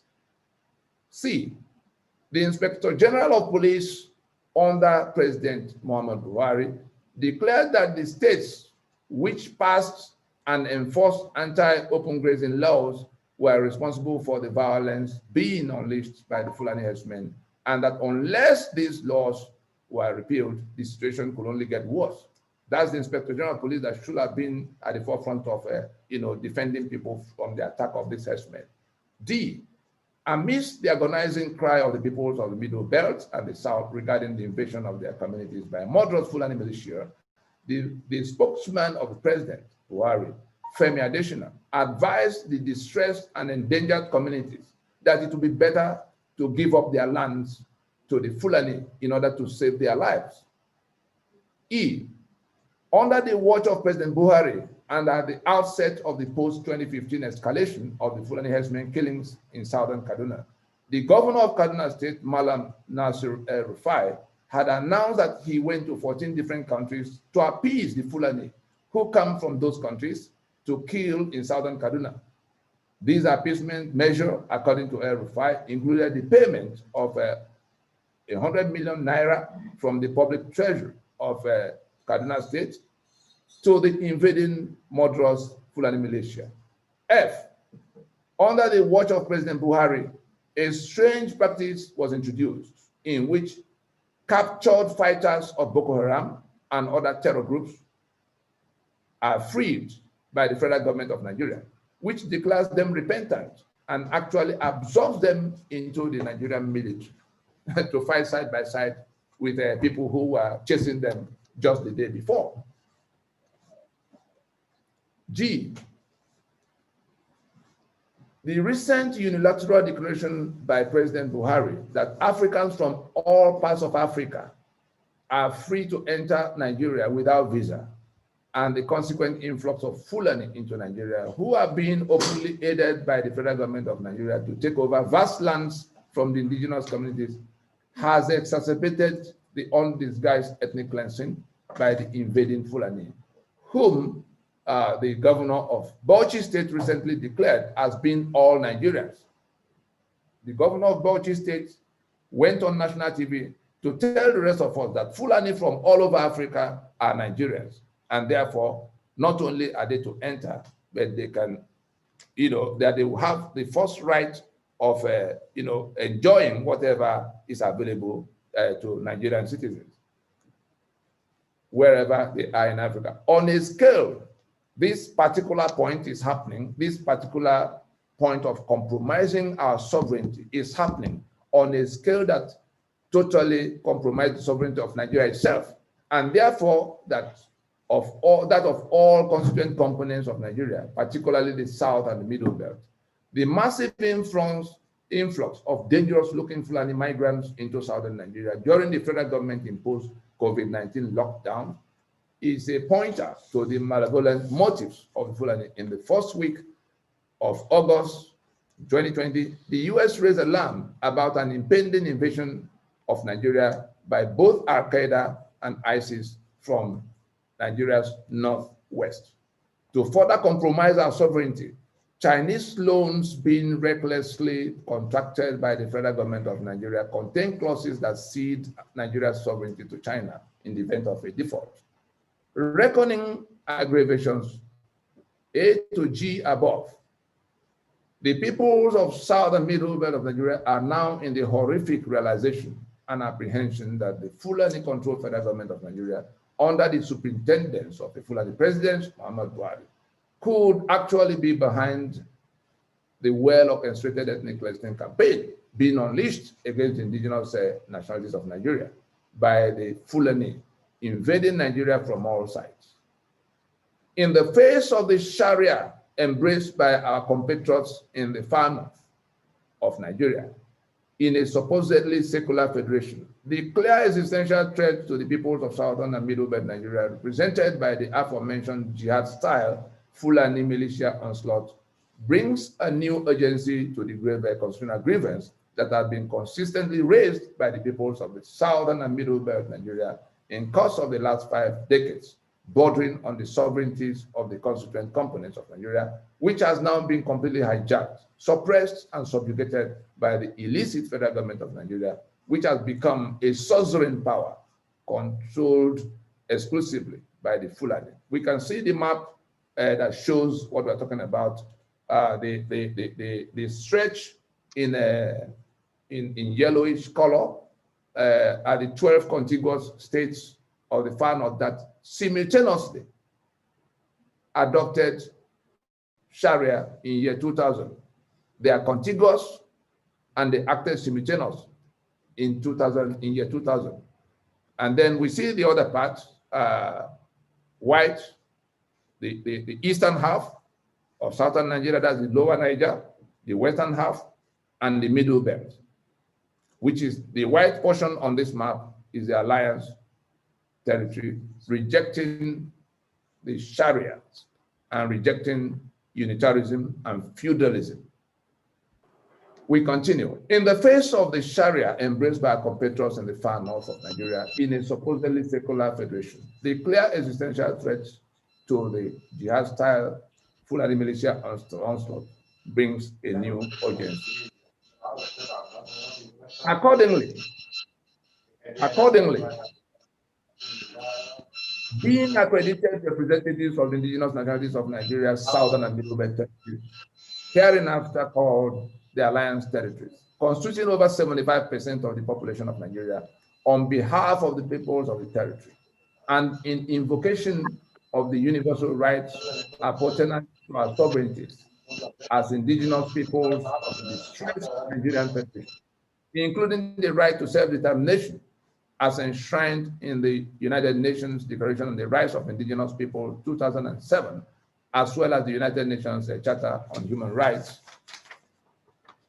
Having exhausted every democratic, people-driven process in seeking an orderly redress for the aforementioned grave constitutional grievances emanating from the unilateral imposition of a unitary constitutional order on our supposed federal union by a section of Nigeria that has also imposed Sharia in their own part of our supposed secular union. And now, in circumstances that has become an extraordinary emergency for our people, being confronted by the clear and present danger of extermination in the hands of our supposed compatriots in the Union of Nigeria, who are pursuing an ethnic cleansing campaign against the indigenous nationalities of Nigeria, hereby declare a sovereignty dispute with the Federation of Nigeria as represented by the federal government of Nigeria on account of our repudiation and rejection of the imposed 1999 Constitution of Nigeria, whose authorship was fraudulently imputed to us by the preamble to that Constitution in its first claim that we, the people, made, enacted, and gave to ourselves the said 1999 Constitution, with a further lie in that preamble that we had firmly and solemnly resolved to submit as our peoples and our lands into the Union of Nigeria. Furthermore, in invocation of our long suppressed collective sovereignties, we hereby proclaim a constitutional force majeure effective from the midnight of the 16th day of December in 2020, with a 90-day notice to the government of the Federation of Nigeria, the Security Council of the United Nations, the government of the United States of America, the European Union, as well as the international community, of the intention of the peoples of the alliance territories to reconsider our continued allegiance to the disputed 1999 Constitution, as well as the unitary union of death, attrition, and backwardness it forced on us. For the sake of peace and to avoid anarchy, it is our demand that in the 90-day period of this notice, the following specific actions must be undertaken by the federal government of Nigeria to firmly set in motion an irreversible process by which the aforementioned grave constitutional grievances will be addressed. A formal announcement by the federal government of Nigeria acknowledging the constitutional grievances and sovereignty dispute now declared by the peoples of South and Middle Belt of Nigeria. B, a formal commitment by the federal government of Nigeria to the wholesale decommissioning and jettisoning of the 1999 Constitution as the basis of the Federation of Nigeria, as was done by the government of apartheid era South Africa in 1990, to commence the process by which the apartheid constitution of the then South Africa was eased out. C, a formal announcement by the federal government of Nigeria suspending further general elections under the disputed 1999 constitution, since the winners of such elections will swear to and govern by that constitution. D, a formal initiation of a time-bound transitioning process to midwife the emergence of fresh constitutional protocols by a two-stage process in which the constituent regional blocks will, at the first stage, distill and ratify their various constitutions by referendum and plebiscite, and in the second stage, negotiate the terms of federating afresh as may be dictated by the outcomes of referendum and plebiscites. E, a formal invitation to the peoples of the South and Middle Belt of Nigeria to work out and in place a transitional authority by which shall specify the modalities for the transitioning.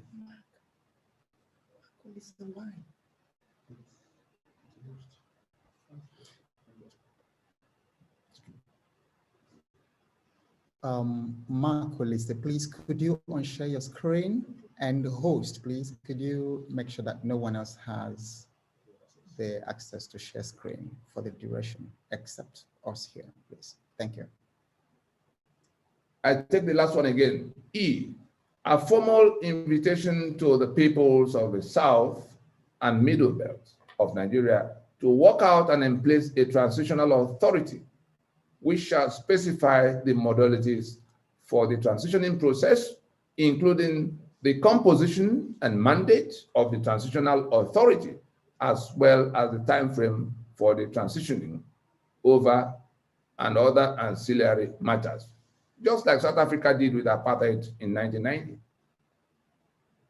By this proclamation, let it be known to all, including the international money lenders, that Nigeria is now a disputed project, and that while the constituent components commit to honoring existing international debt obligations, we caution that whatever obligations may arise from any foreign loans contracted by the federal government of Nigeria from the date of this proclamation may come into controversy.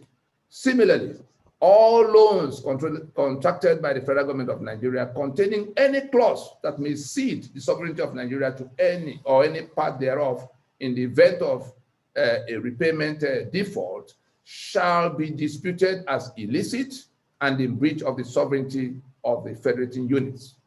We also invite politicians from the alliance territories and other political parties and all political parties operating in the alliance territory to take notice that the 1999 constitution by which the winner of any national elections in Nigeria will swear and govern is the very object of the sovereignty dispute we have just proclaimed, with a demand that further national elections premised upon the repudiated constitution be deferred forthwith for the purpose of first reworking the damaged constitutional basis of Nigeria.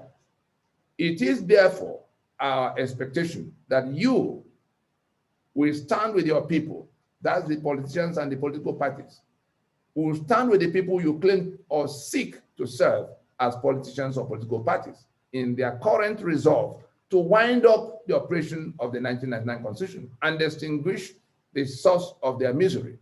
If instead of standing with your people, you choose to go to another round of general elections in 2023 under that 1999 constitution, it will simply mean that you are a part of the enemy-imposed mechanism for inflicting death, misery, impoverishment upon your own people for no other reason than personal gain.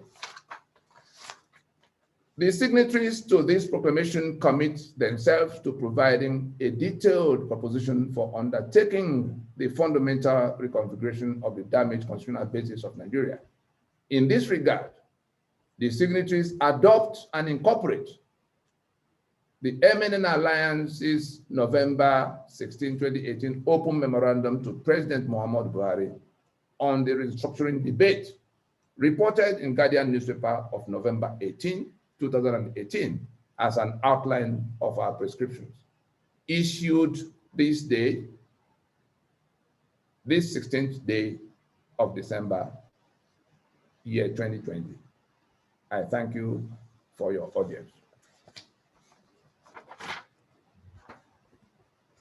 Okay, this demands an incredible round of applause. Everybody, just wherever you are, even though your mic is muted, this is historic. This is what we have been waiting for. This is historic. Wonderful. It's not going to be the same again from today. It's not going to be the same again from today. So, what in the Alliance territory have done today, what all of us have done is basically look a 100-year-old monster, a 100-year-old monster in the face and say, go to hell, go to hell. Yes, we've looked here in the face and say, no more. We fear no more. It shall never be the same again from here. All right, so what we're going to take right now, we're going to take comments and then questions from the media. Questions from the media first. And then there's Heritage TV and a couple of other media people and international media in the house. So we are going to take questions. We also have Professor Akintoye in the house. Thank you very much, sir. And a couple of other lead signatories, who are here. So for the journalists in the room who have questions, what you could do is you raise your hand and or you type it in the chat. But if you raise your hand, the host can unmute you and then you speak. Otherwise, just go ahead and type your questions in the chat and then we will have your questions taken. Yes, so one already says, can we please share a soft copy of the declaration so that we can circulate it to Nigerians all over the world? Yes, with this proclamation, the soft copy is being released right now to all the media houses in Nigeria, internationally, and social media, and everyone on this call. We are also going to upload it before this call goes, and you can download it, right there from Zoom. Yes. Okay, so questions? Yes, we have been waiting for this day all our lives. Yes, I see that coming from Justice for All. Yes, Tunde Obo. This is the people taking over their land. And then in the chat I hear, I am dancing. Yes, this is a day to dance. Okay, so we're still waiting for questions or comments from the media first. So we're looking at the chat, so questions from the media first, and then we take from the rest of the house. Comments? Okay, and while we are waiting for the media and their questions, we'd also like to invite Professor Akintoye in the house to please unmute yourself and address the people. We thank you very much, Prof, for all the efforts that you made to make sure that everything goes well. But so here is technology. In spite of all your best effort, it didn't happen, but we're so honored that you are here in the room. So Professor Akintoye, please unmute your mic and then address the House. Thank you very much. Okay, and then the host can share Professor Akintoye's screen. Prof, you're still muted. Professor Akintoye. Prof is there. Prof, you're muted. No, Prof, I can see you him hear on us? the list, but I'm trying to find him. There's a lot of people in the meeting meeting. So, oh yes, there he is. Okay. Professor Akintoye. Yes. Yes. Yeah, Professor Please Banji unmute, Akintoye. Okay, there is nothing more to add at this point than to say that this is the turning of the tide of history for the peoples of the South and the Middle Belt. We have endured suppression in the country that we belong to, and we have done everything possible, everything sensible, everything peaceful to address it. But we have been turned down and treated as if our voices don't matter. Now we are telling the world that our voices matter. And from this point, there is no turning back. I congratulate the people of the peoples of the South and the Middle Belt for this historic day. And I say that we will go on and achieve the liberation of our people from suppression and subjugation in Nigeria. Thank you very much. It is a great day, a welcome change in the life of our people. And we thank you all for listening to us. Here we go. This is the turning of the tide of history for the peoples of the South and the Middle Belt. Thank you, everybody. Thank you, Tony. Awesome. Thank you, everybody. All of you young men who have done this. You know that I am every inch of the way, every second of the time. Thank you very much. Thank you. Thank you very much, Prof. Thank you. Okay, we do have other signatories, lead signatories in the House. Yes, so please, the other signatories in the House, you are welcome to please identify yourself and say a word. We're also trying to identify some of you here. So many of you are here. Is TK in the House of Goriba? Okay, all right, so we have George. George is a signatory and he's in the House. Okay, George, let's have a word from you. Okay, and then I would also invite, I can see that leaders from the Middle Belt, this comment is from Wing Commander Dr. Hussein Omotosho. Yeah. All right, so we would also like to invite any of the signatories from the Middle Belt, from Ijaw Nation, from, yes, Jonah Jang, and all of you present here, please, would also invite you for your remarks. Okay, George, let's have your remarks. Thank you so much, Ogbo.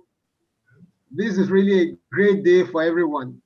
This is the culmination of all the hard work that everybody has put in for the past 2-3 years.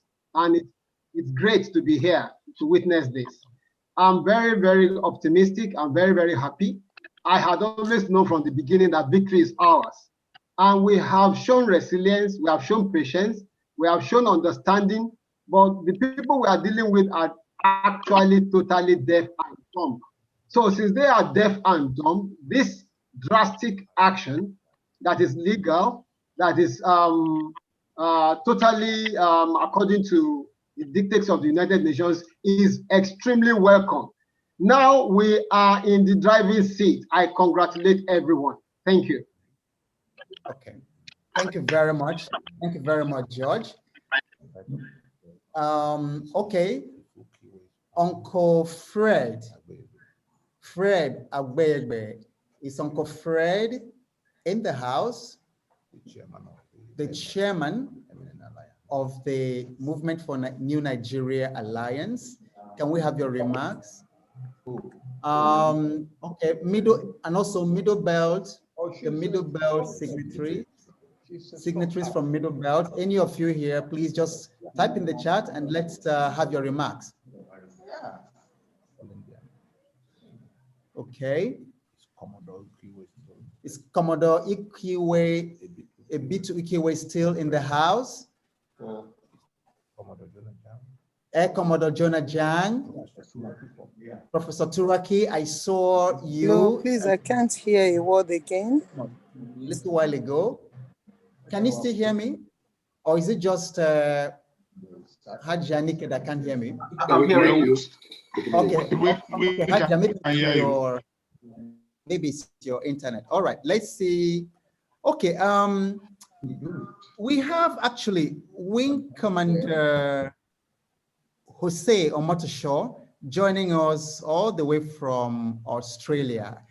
Okay, please just unmute yourself and just give us your remark. Yeah, give us your remark. Excellent. It's great to witness what is happening. The remark I want to give, permit me to give it, because I'm not only a retired wing commander, I've traveled all the place. I've been task force on many task forces in Benin, in Port Harcourt, in Makurdi. But the one thing is also that I'm a pastor in the Redeemed Christian Church of God. And for 20 years, God has shown me about this thing that's about to happen. And Nigeria is a train moving. Nobody can stop it. The new Nigeria is what we in the South belong to. And people have been shouting about it. I've foreseen it over 20 years ago when I was still in the service. So I'm very confident. Let body have no fear at all whatsoever. We are in it together. Initially, it was like pockets. But what God showed me is that there is teamwork from the South across the Niger. No one can do it alone. And I'm asking, that's why my question about the Middle Belt. We need to really, really work in the Middle Belt zone because the Fulanis are bent on taking the Middle Belt with them. Okay. Thank you very much, Wing Commander Jose, and thank you for that comment about the Middle Belt. When I invite Tony at the back, he will give us a little bit of the update because very exciting things are happening in the Middle Belt. As a matter of fact, they are fully 100% into what we are doing here today. Thank you very much for that. I would also like to invite Hajanike Abdurrahim. You're the Yeye Oge of Northern Yeye. Okay, sorry, Yeye Oge. Pardon me, don't worry. When we fix Nigeria, we'll get to, when we fix Nigeria, we fix language, we fix all these things that they have messed up our brain. Good afternoon, okay, good please, afternoon, yes, everyone. Yes, give us your remarks. Thank you. I really appreciate what is going on. I'm so excited to be here and I commend the organizer of this move. May God make it easy for us. As the Yeye Oge of Northern Nigeria, you know, I represent my people. I am the voice of the women and we are so concerned about the recent happening in the country. Nowhere is safe. And I believe the only thing to do is to do it ourselves with our own people in our own way and get it better again. We know what is happening. There's no need. There's this Chinese saying that says, if you want to defeat others, you must first defeat yourself. And in defeating ourselves, we have to work on our fear, you know, lack of confidence that if we come out how to say what we want, are they going to put us behind bars? If they don't put Nelson Mandela behind bars, a lot of good things won't happen in his country. So we should defeat that and then move ahead according to plan and work together as a team to achieve this feat. And I believe we are going to, you know, do great. We are going to achieve it by the grace of God. Our parents prayed for it. We prayed for it because we know what is happening with our own children. Nothing is working in this country called Nigeria anymore. So whatever is going to take, if it has to be to segregate, then let's do it without fear. Please, count me in on this. Thank you so much. Awesome. So thank you very much indeed. As the former president of the United States said in moments like this, he said that there's nothing to fear but fear itself. And what we've just done today is defeat fear, because there was nothing before us other than fear. So thank you for that very excellent comment. And if he says today is the turning point, power must go back to the people. Ray Chukwemeka says, throughout the night, I saw myself participating in this historic event.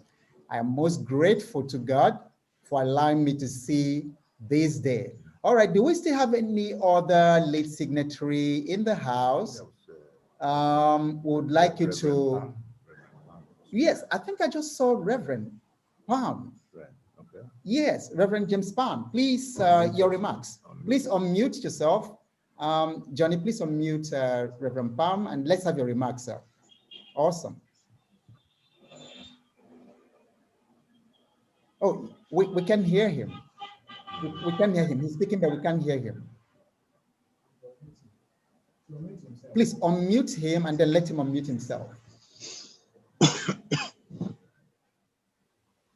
Okay, Reverend Palm, can you go ahead?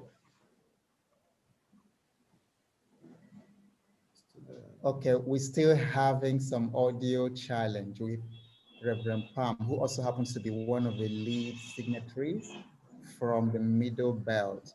Okay, all right. Oh, you can hear, I see a thumbs up. Mike is here. Okay. Can you all hear Reverend Palm? Reverend Palm is speaking, but we can't hear him from here. Or is it just us? Okay. All right. We also have Mike. Mike, can you? We can hear him too.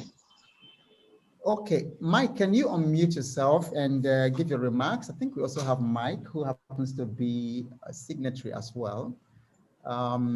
Okay, you can hear him as well. Okay, all right. So Tony, why don't you go ahead and take a couple of questions or comments that have already arisen from the media in the chat. One of them was, before we take this ones, somebody made, the wing commander made a comment about the Middle Belt.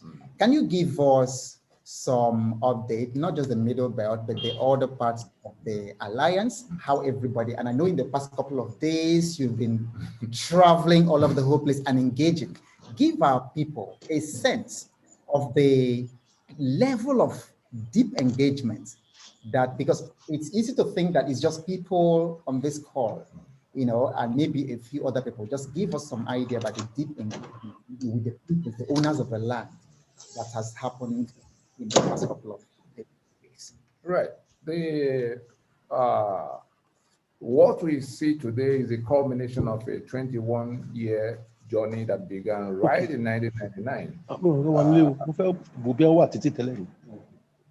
So let's mute ourselves and hear ourselves. Dikirulahi, please mute yourself. We can hear you. Dikirulahi, please mute yourself. Thank you. So as it were, the event we see today is a culmination of a 21-year process that began right from the point the 1999 Constitution was introduced.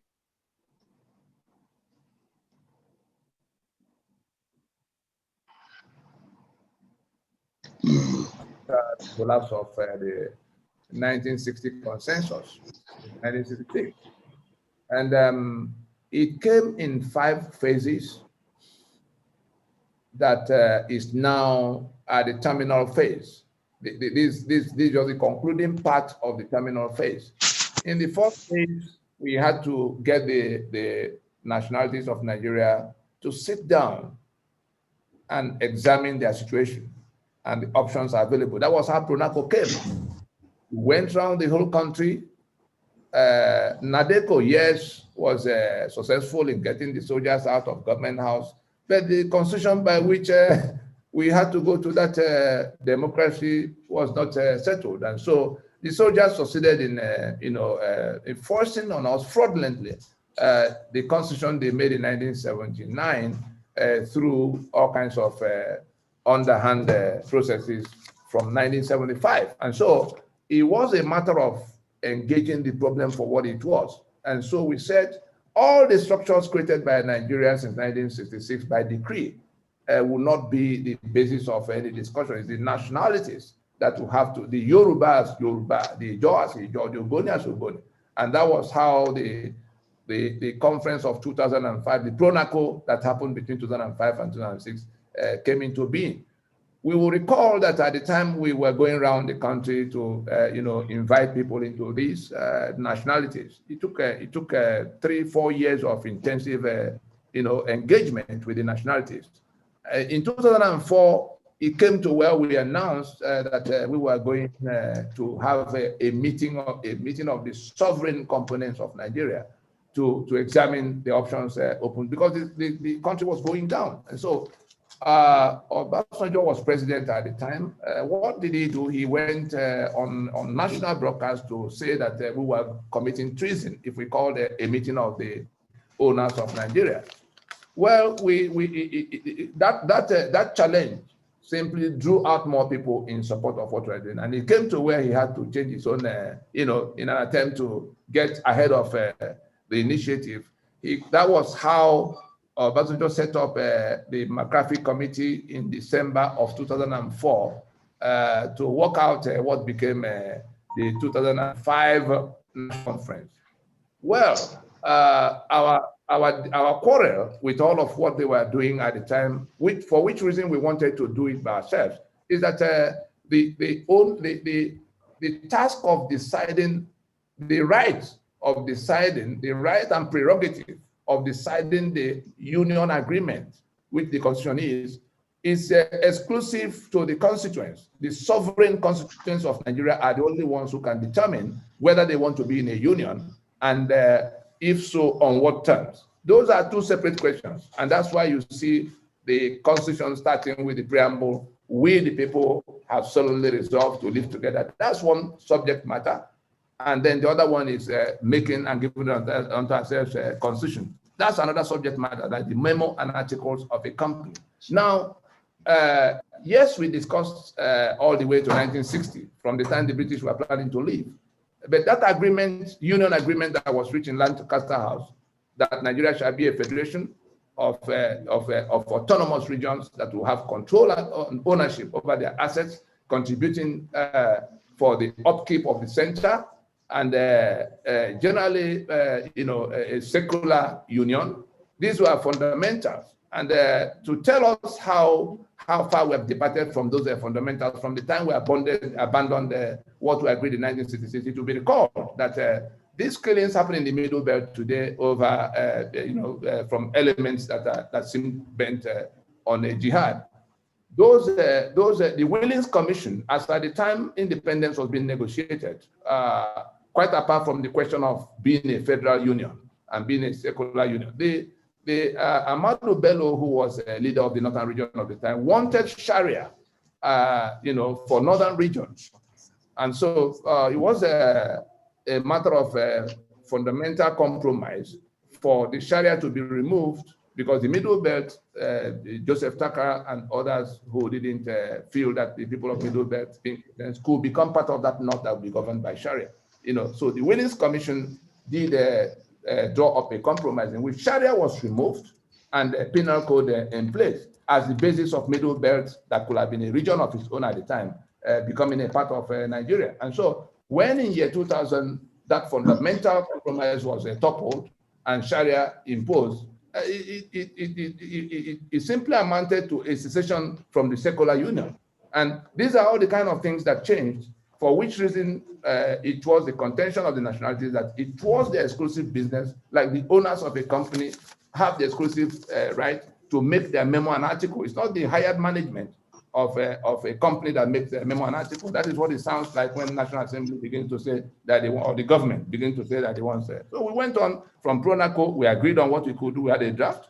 We went on in 2007 to go to court to say, look, we didn't make this constitution, to afford the government opportunity to lead the process so that we can do it like South Africa did. They wouldn't listen. Things got worse. So by 2011, that MNN Lagos Declaration that by which these nationalities now came to say this constitution cannot be basis. So we're not anarchists, so we put in place a process by which the regional blocks will have to make out their own charters and constitutions ahead of when we go back to that discussion. And we've come every step of the way to where they subjected their decisions to some kind of ratification by solemn assemblies. It was when they had finished all those solemn assemblies that they came back in Lagos in 2018, December 11, to declare the Freedom Park Proclamation that now is being implemented from today. They decided that they will not go to any further elections under the constitution that made them slaves in their land. That's why we're gathered here today. So it's not a casual thing, and everybody in all the territories involved, had the opportunity. As recent as, the 1 week ago, we just came back from the Middle Belt where we were concluding our discussions with people that we have done so in the East, we've done so in various parts of the West, overseas. Our people in the diaspora, we sat down with them in town halls across the various countries. So that's how we got to where we are now. It's not a casual thing that just began yesterday. Okay. All right. Thank you very much. And please, somebody is inadvertently sharing their screen. Okay. What's the problem? More online. Please mute your microphone, please. There's no point in doing that. It's very rude to do that. Mute your microphone. You're not admitted to speak. Please mute your microphone until you are admitted to speak. And host, please, I don't know who is sharing a white screen. Could you please keep people from sharing? Someone is sharing a white screen. I think it's James Palm. James Palm, please unshare. Okay, thank you very much, please. Okay, that was a bit distracting, so I wasn't sure. Okay, so thank you very much, Tony. The summary is there's a lot of engagement. This is not a casual thing, like Tony just said. There's a lot of engagement, with the people. And this is a movement whose time has come. So we want to take a few questions. One is, and I think one pertinent question here for everybody is people want to know, what is the next line of action after this declaration? What is expected of us as citizens? What next? Just very briefly, give us succinctly. And before Tony answers, I think that Johnny just confirmed, if people put in their mails, because I would like everybody on the call right now to get the text immediately. So if people put in their emails in the chat, Johnny, can you save them? Can you extract the emails? And so we can send out immediately. We can send out the text. I can. All right, so, okay, we'll save the chat and then extract the email. So everybody put your email address, and then immediately after this event, you are going to get the text as it is, and then you can begin to share.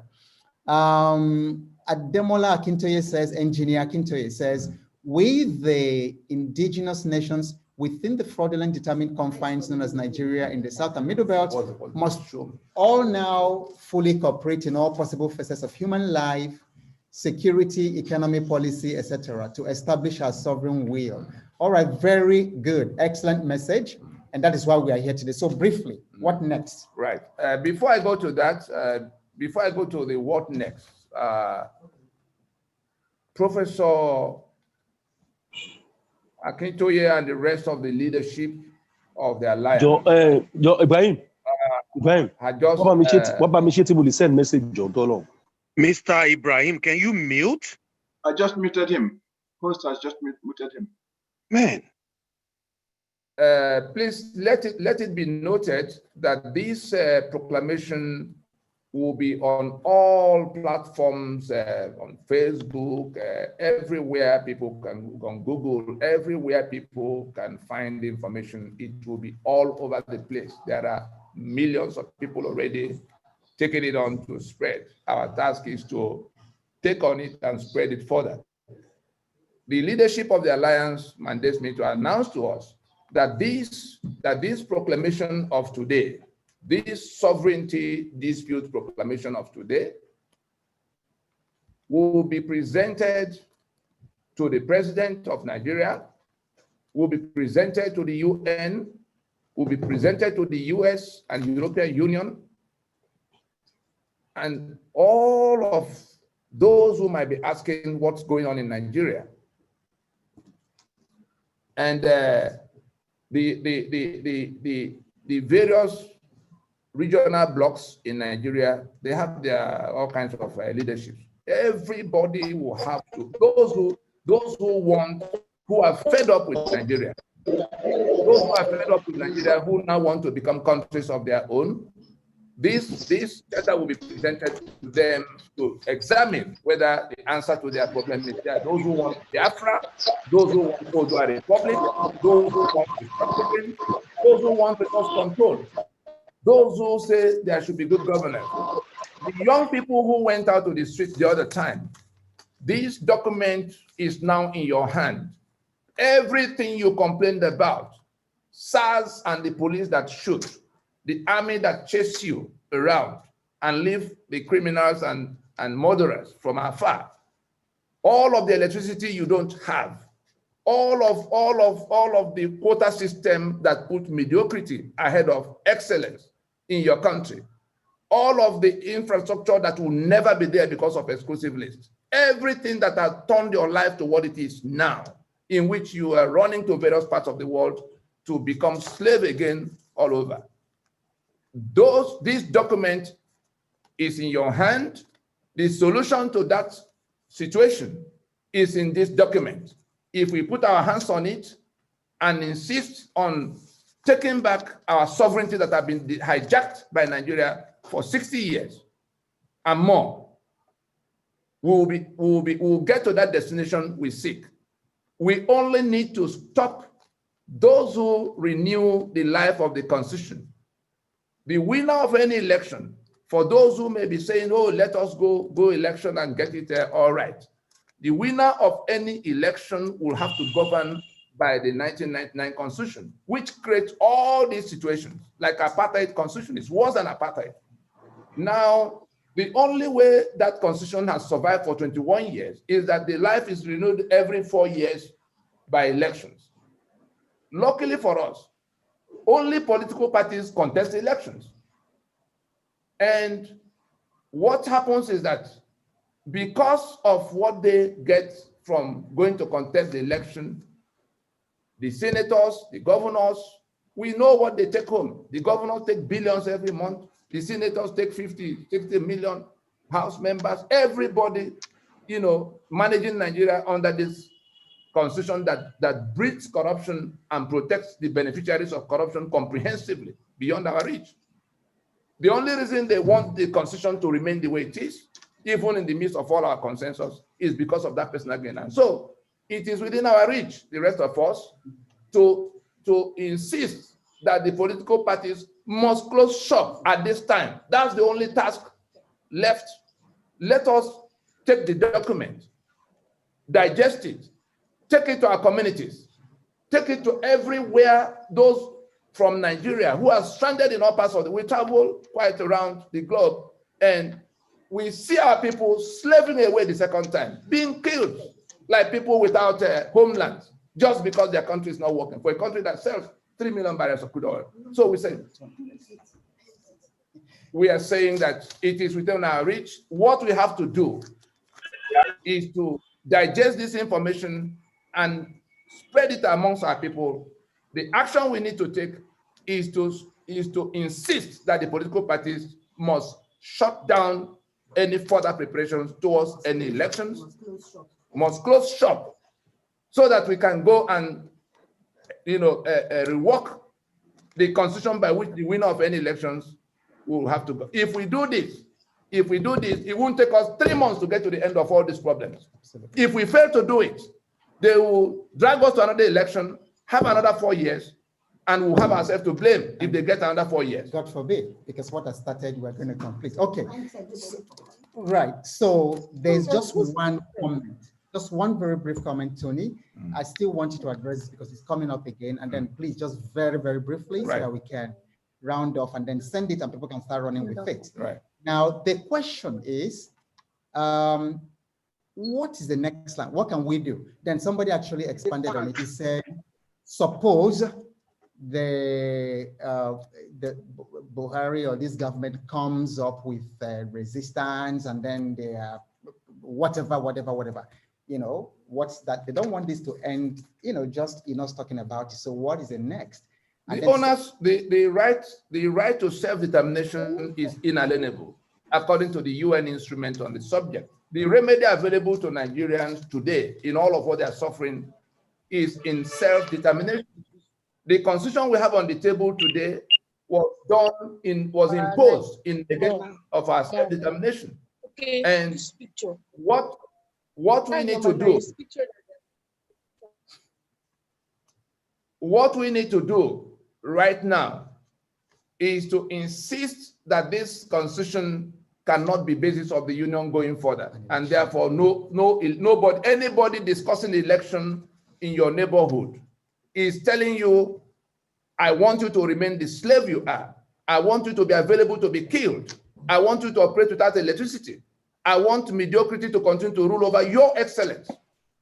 And so it is within our reach to just face those political parties and tell them, this far, no more.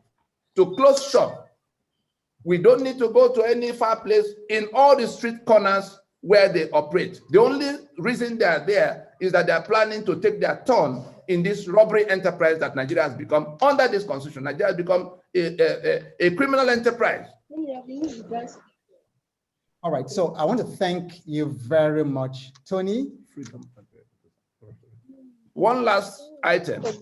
All of those who may wish to be a part of this, from this evening, there will be opened an online petition in which everybody can become signatory to this document by just clicking in their names on that online petition. And there's a website already deployed to receive everybody who may want to know what's going on and want to participate. That website is called freedomfromnigeria.com. www.freedomfromnigeria.com. So the actions will include signing up to that petition, because we already have about 20 million people whose signatures have been processed for the UN, so that the whole world can see that we are together in making this demand. Let it also be noted that we are not anarchists.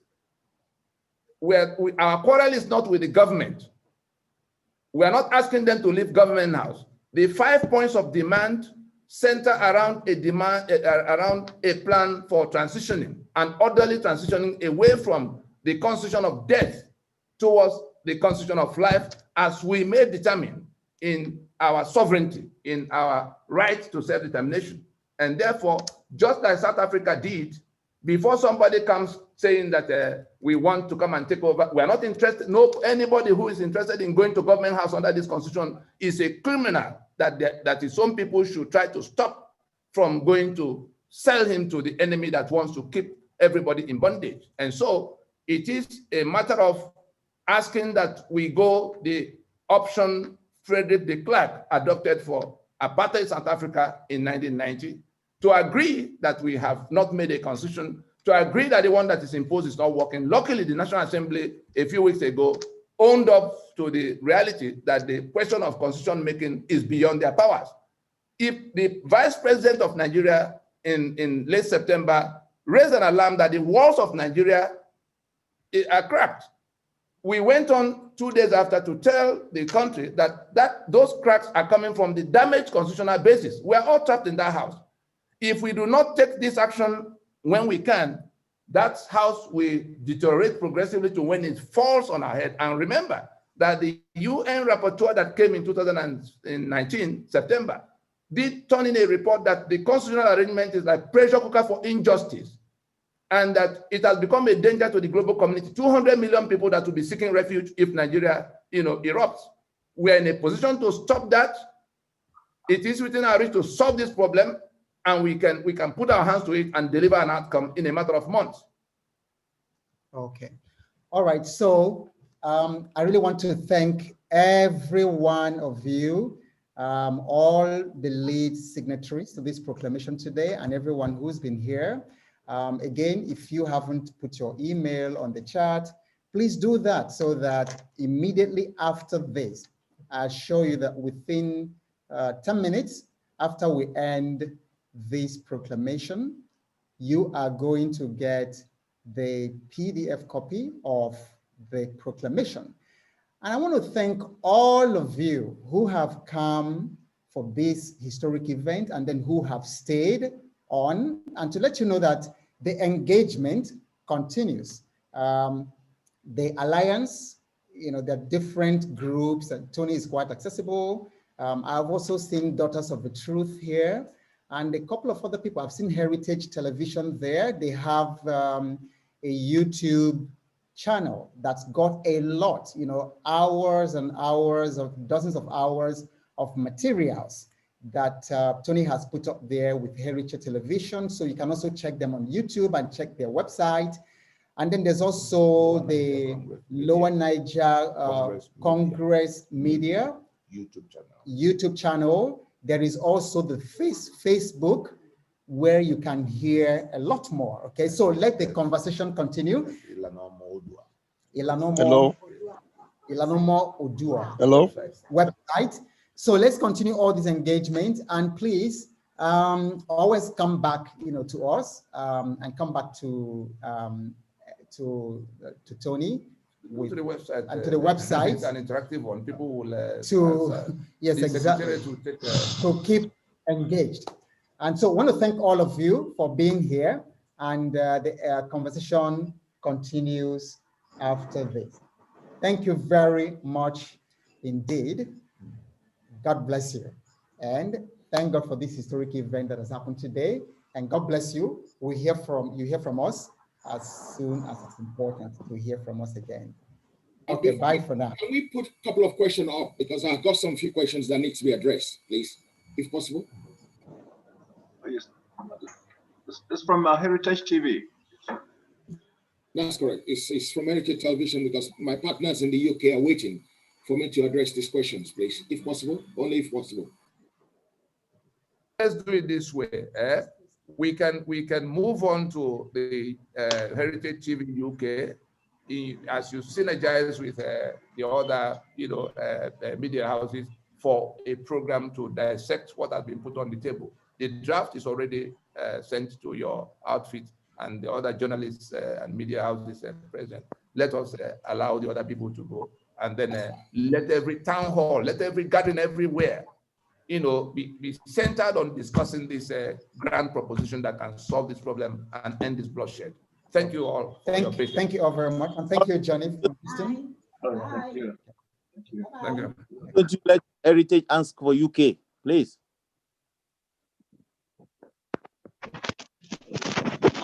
Let Heritage ask on behalf of the UK.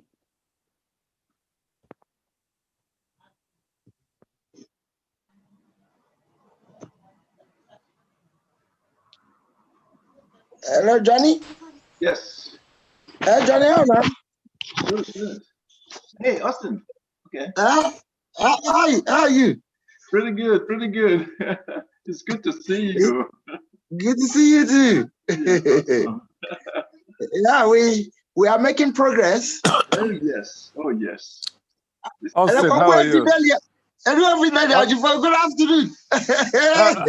How are you? There are questions we want to ask. There are questions we want to put forward. We want to ask questions.